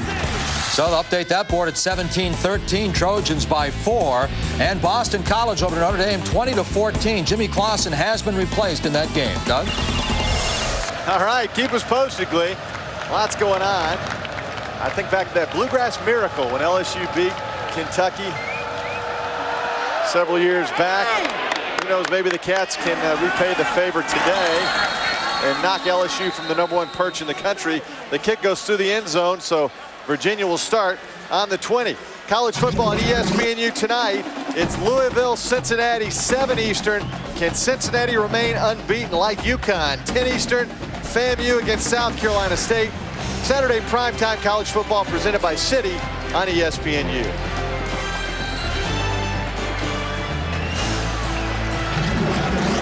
Last week, Buck, Jamil Sewell led Virginia on a drive in the 4th quarter late for the winning field goal against Middle Tennessee State on the road.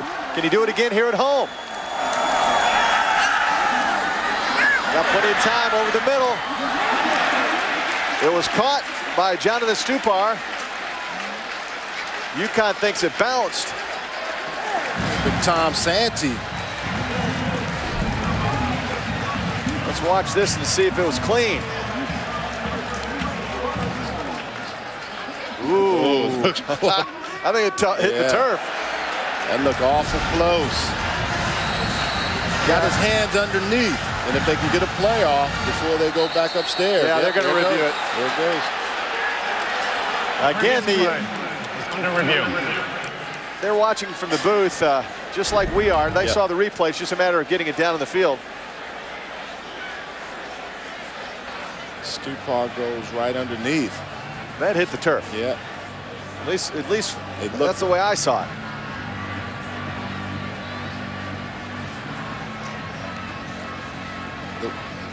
His left hand comes under, and it makes the appearance that he gets it underneath.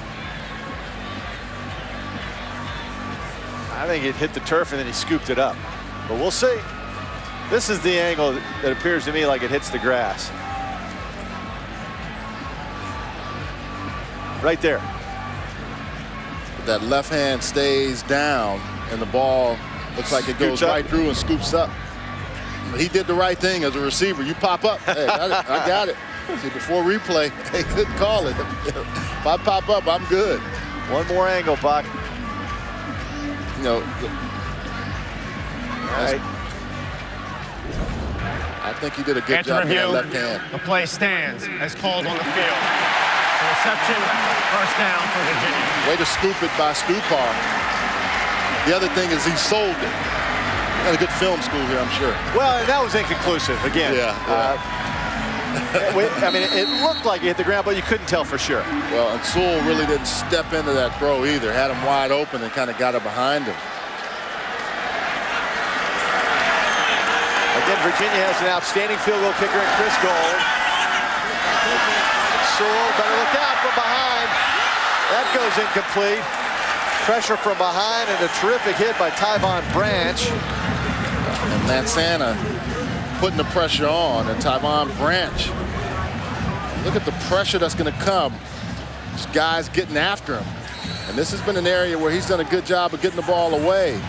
Julius Williams in on that, then the big crushing hit. Look, Julius Williams just flying around there. And then, woo, Tyvon Branch. 2nd and 10. Sewell has a wide open receiver. First down, Virginia. That's Chris Gorham on the outside. He got into a seam and was wide open. And this is why Sewell has been so effective for this Virginia offense. You think he's struggling, and then he comes back and makes throws like this. Wide open receiver, getting them right between the 3 and the 9. And he steps into this. Look at that, Doug. He puts it all on the ball, even though it's behind him. He gets it in that area in that cover 2 seam where it's perfectly thrown. Now, it's hard to run cover 2 against Al Grove because he probably wrote the book on it with Belichick and Parcells. That was 31 yards. Uh-oh. Jordy Lipsy, the center, snapped it. Perhaps he heard something, but he snapped it too soon. Well, that was one of those freeze plays where you get the defense offside and then they snap you the ball. But Sewell came away and Lipsy still snapped the football. Offside on the defense. Number 54. 5-yard penalty remains. First down. So Lipsy saw the movement and snapped it. Lipsy, see, Sewell goes away and he snaps it. The defenders come across. Luckily for them, Sewell still gets it, but the defense was offside. So a heads-up play by the center, Lipsy. Well, I think. No. He's got to have the quarterback's hands down there to make sure he's snapping it to something. Andrew Pearman, first down, Virginia, down to the 21.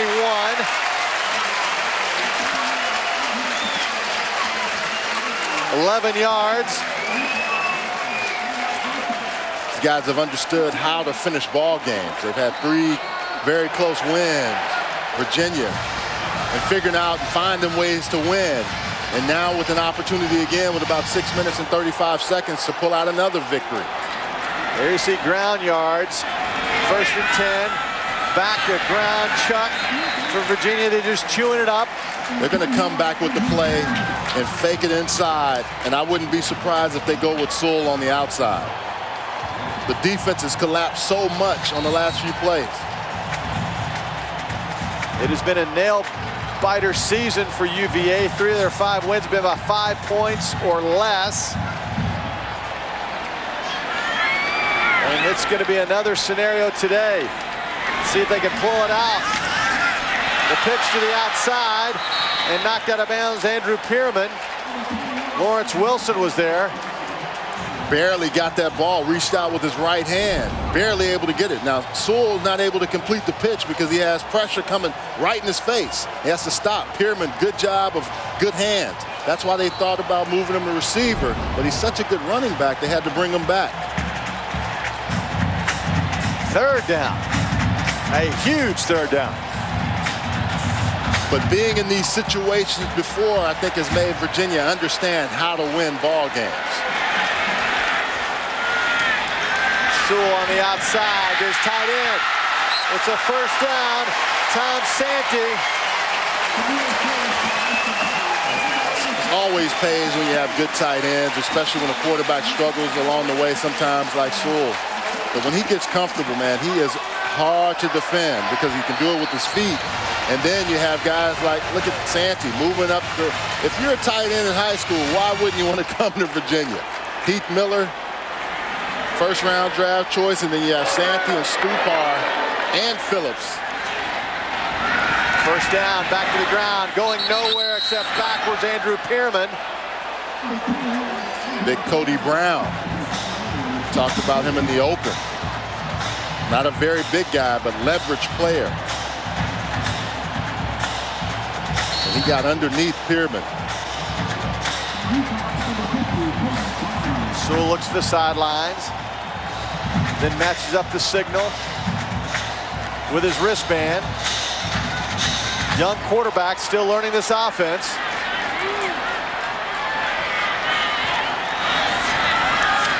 Pearman up the middle for a couple of yards. Lawrence Wilson again on the stop for UConn. And Wilson, a redshirt freshman, has had himself a terrific game here on ESPNU. Yeah, he really has, Doug. And I thought Sewell was going to pull that out and go for it because once again, that defensive outside contained collapsed. But Pearman has been running the ball very effectively inside. He told Coach Groh, I want to run inside. He said, hey, Small, I think we should keep you outside. He said, no, I want to run inside. And he does. He runs effectively in between the tackles. Third and goal for the Cavs.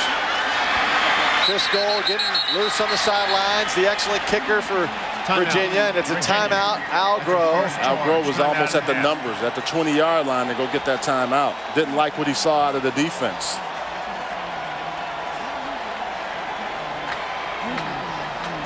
Let's check in on what's happening with Mike Gleason in the SportsCenter U studio. And Doug, the Bulldogs of Georgia playing Vandy. Matt Stafford gets him on the board first. And Matt, after the play fake, he looks downfield. He finds Sean Belly running the fade route, has the corner beat. Second touchdown for Belly. So number 24, Georgia on top, and Boston College now has increased that lead over the Fighting Irish in South Bend. 5:33 to go in quarter three, 27-14, BC on top, Doug. All right, BC will go to 7-0. It appears against Notre Dame. Georgia trying to get some revenge. They lost to Vanderbilt a year ago. And of course, they lost last week to Tennessee. Yeah, took it on the chin last week, Tennessee, which was surprising because they had played so well at home. I mean, on the road. Sewell, the sophomore from Richmond, Virginia, led him last week to a come-from-behind win. The quarterback draw gets down to the 2-yard line. Doug, it's so hard to defend that. You know, if he doesn't go outside, you know, when they spread it and go empty, no backs, he can just pick an area to run. Al Groh thought about it, yeah. But then he waved the field goal team on. You got to kick the field goal here. Chris Gold is 9 out of 10 in the season. He's hit 8 in a row. His brother Robbie talked him into a 2-step attempt instead of 3 steps when he was off the mark last year, was erratic. And they'll call timeout. Nope, flag down on the play. UConn maybe has too many men on the field. Let's check it out. Right snap. Delay of game on the offense. 5-yard penalty. They wanted, give him a little more space. space. They wanted to move it back because of the angle that he's at there on that hash. Give him a little bit more room. UConn did the right thing. They don't want to give it to him to let him get those 5 yards extra. So they declined the penalty. Look, gamesmanship. So it gives them a better angle because of the way the hash marks are made in college. And they've moved it back a little bit. The holder is probably a couple of yards deeper than he normally would be. Gold to put UVA on top. And he does. Cavaliers back in the lead, 17-16.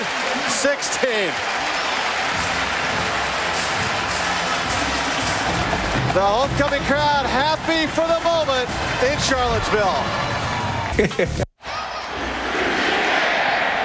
And the kickoff. UConn fields it cleanly and gets it out to the 25 and more, up to the 35-yard line. That was a 29-yard return.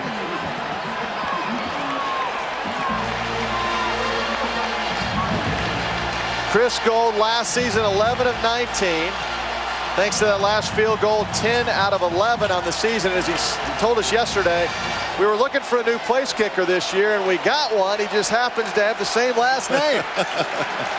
Yeah, he said Gold really worked on his 2-step instead of a 3-step approach, and it's really paid dividends.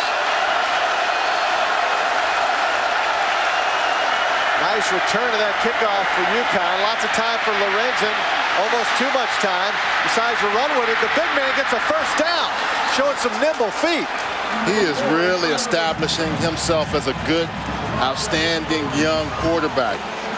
Lorenzen, athletic family. All his family went to Iowa State, played all kinds of different sports there, football, volleyball. We talked about it before the game. He came down on the end zone, and you saw how smooth he was. First and 10, Lorenzen busts out of the tackle. Looking for the sideline, but looking for a first down. You got a tired defense, Doug. They played at a high level all game, and you have a quarterback who is really trying to win the ball game as well. Good blocking up front. He has some time, but when he feels that pressure coming in from you-know-who, Chris Long, he just gets away. And he has an uncanny knack of just slipping those tackles. John Copper had a chance at him, couldn't get to him, and then he gets outside. Longest field goal of the season for Cherubino. The field goal kicker is 50 yards, so bad snap. Lorenzen really wasn't looking, was he? No, he wasn't. He was looking, making his checks and adjustments, and the ball just comes back. Keith Gray snaps it right by him. 21-yard loss. Watch here. right by the pole, and it just goes right by him. He wasn't looking for the ball. He's looking away, so he checked off and looked away, and the ball went right by him. Second down and 31. Randy Edsall talking it over after the timeout. Time for a buck stops here. Well, we talked about it earlier, that opportunity to here with Connecticut, and they had to settle for the field goal here, and then touchdown, and only went for 1 point there. Had the chance to go for 2, and this is when we were in the end zone looking at it, thinking, hey, they're going to go for 2, tie the game up, and you can see now they're down by 1. So even if they had missed then, they would still have been down by 2 with the field goal to win the game. Well, they still have time. Yeah. They only have 1 timeout left, with 2:23 on the clock. It is 2nd and 31. It'll now be 2nd and 36. Movement right side offensive line. When you haven't been in these situations and you get into them, hostile crowd. On the offense, number 55. Makes a difference, Doug. Chris Long is urging the crowd to keep making noise. He knows what they're up to, and they are really helping. Yeah, Doug, they haven't been in a close game all year except for the Temple game. They won that one 22-17. Everything else has been blowout city. Penalties have been a problem, certainly today. Another questionable snap, loose football. Virginia says they have it, and they do. Cavaliers recover the bad snap. And that should put a capper on this one. 2 plays in a row. 3, actually. The bad snap, the offsides or the illegal procedure, and then you come back with another bad snap. It's so loud down on that end, Doug. This crowd is really into the ball game. Jeffrey Fitzgerald comes up with a loose football, and again, just a bad snap. Yeah, but the bad snap may come from the center. That's the 2nd time in this series he's had a bad snap. Lorenzen couldn't get to it. And the play before, Lorenzen's checking off it. The center doesn't see him. He's still going. Keith Gray with 2 bad snaps in that particular drive. And he's usually a stabilizing force for that offensive line. Back to the ground game. Andrew Pierman. UConn will use their last timeout, certainly. Pierman's holding on with 2 hands. He had a couple of fumbles earlier as well. They're waiting to burn that last timeout. I think you have to call it after the next play. Stop the clock. And the funny thing about it on that last play, Chris Long almost went off sides, and he was kind of teeter-tottering on one hand, trying to stay onside. And we have a UConn player, Danny Lansana, who's missing a shoe. Connecticut. That's a final charge, time out of the half. They couldn't get a player in for him with his chin strap buckled in time, and so he threw his shoe to the sideline, and finally coaches said, called the timeout. Yeah, you can't have a guy out there without a shoe. Yeah, they don't want to play with one shoe on. But a lot of time ticked away. Yeah, they lost a lot of time, and they lost their timeout. They didn't want to use it right there. If they had called it right after that last run, it would have been 1:59. Yeah, a lot of time clicked off the clock. Boy, it has been helter-skelter in the last minute and a half. And I think you're right, Buck. You got to be in these positions. Yeah. You learn from your mistakes, and obviously UConn's learning a lot right now. It's a young team. You know, we talked to Edsall about that, how many young guys they have.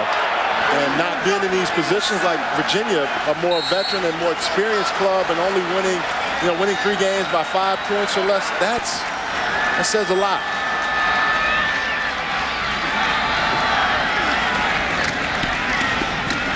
Pierman gets close to a first down. Again, UConn with no timeouts cannot stop the clock. It'll be 3rd down.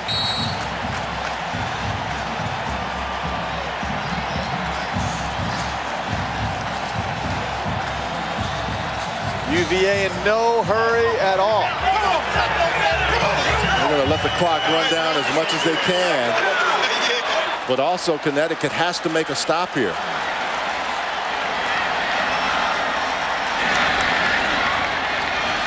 Third down.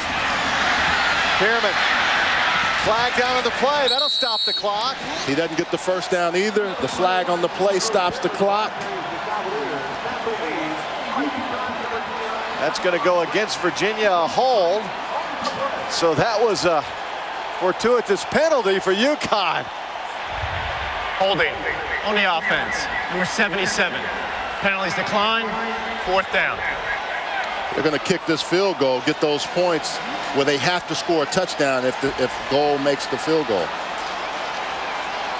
So Chris Goal, Put it up by 4. who has been outstanding last week. The winning field goal in the final seconds to beat Middle Tennessee State. Against North Carolina, he booted 4 field goals. This one from 35 yards.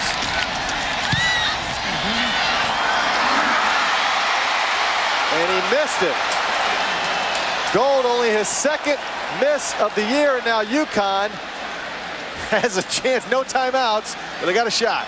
Well, and the interesting thing, remember they were trying to get the ball back last time, and now this time they were on that far hash again, and it never went back. It just stayed straight. And now UConn with no timeouts and a chance to get down in field goal range and try to win this game with the field goal. Now the crowd turning up the heat and the volume. A clean snap for UConn. That was a problem. Lorenzen throws it, a wobbly one that falls incomplete. He was hit just as he released it. Chris Long beat three blockers to get to Lorenzen. Well, Chris Long, a young man, you look at his technique and he reminds you so much of his Hall of Fame father, who's in attendance today. How he shies away from the cameras when he's here watching his son play. And he has had a marvelous career in Virginia, and what a game today. What a treat it's been to watch him in person. Lorenzen goes deep. And again, incomplete. Looking for Cunningham on the outside. That was just good coverage as well, Doug. Once again, this is where those long, tall corners come into play. Rossi Dowling. Yeah, young guys. They have Mike Parker and Rossi Dowling, both freshmen. And they've learned a lot from getting pressure situations, getting a chance to play. Learning from Chris Cook, the cornerback who's out today. Virginia will call timeout. Or perhaps it's an official's timeout. Timeout, Virginia. Algro wants his defense to come over. And let's make sure we got people back. And I think Algro has also done a good job of getting guys that are former offensive players that have a knack for hitting. And, you know, Rossi Dowling played wide receiver in high school. Big Hall was a great quarterback here in Virginia. Buck, we're live at Charlottesville, Virginia. Homecoming Saturday on the campus of the University of Virginia. Al Groh trying for his first 6-game winning streak since the 2002 season for UConn. If they lose, they will fall from the ranks of the unbeaten. They're the only unbeaten not in the top 25. If they had won today, they certainly would have climbed to that top 25. They're about 27th right now as far as votes received. Lorenzen throws it away. John Copper with the heat. Official said he's down. So that should run the clock out. And that should, if he was down, yep, he says run the clock. Doubtful they'll get another play off. And they can't spike it here. Ball game. He did get it off, amazingly. Flag down. And I think that'll go against UConn, and the game should be over. Game is over. Yep. That's it. It's official. Virginia has won 6 in a row. And the Cavaliers likely to be in the top 25 next week as they go to 6-1. Al Groh, an alumnus of the University of Virginia, celebrates a homecoming win. Well, Doug, that was a very well-played game. Two ball clubs really physical. And I liked how they both played the game and did a good job. But in the end, Virginia pulled that win out. Happy times in Charlottesville, Virginia. For UConn, a frustrating final 145 or so. A couple of bad snaps cost them there because after some nice first downs getting in Virginia territory, it appeared they were going in for a winning field goal. Well, at that time also, too, you mentioned that if they called the timeout sooner, they'd have about 20, 25 more seconds. So that hurt them as well. Our final score from Scott Stadium, Virginia 17, UConn 16. Coming up, we take it back to our Sports Center U studio for an update of scores and action around the country. For more information, log on to your home for the finest in college sports, ESPNU.com. This has been a presentation of ESPN, the worldwide leader in sports. For Charles Arbuckle and our entire ESPNU crew, I'm Doug Bell saying so long from Charlottesville, Virginia. This is Sports Center U.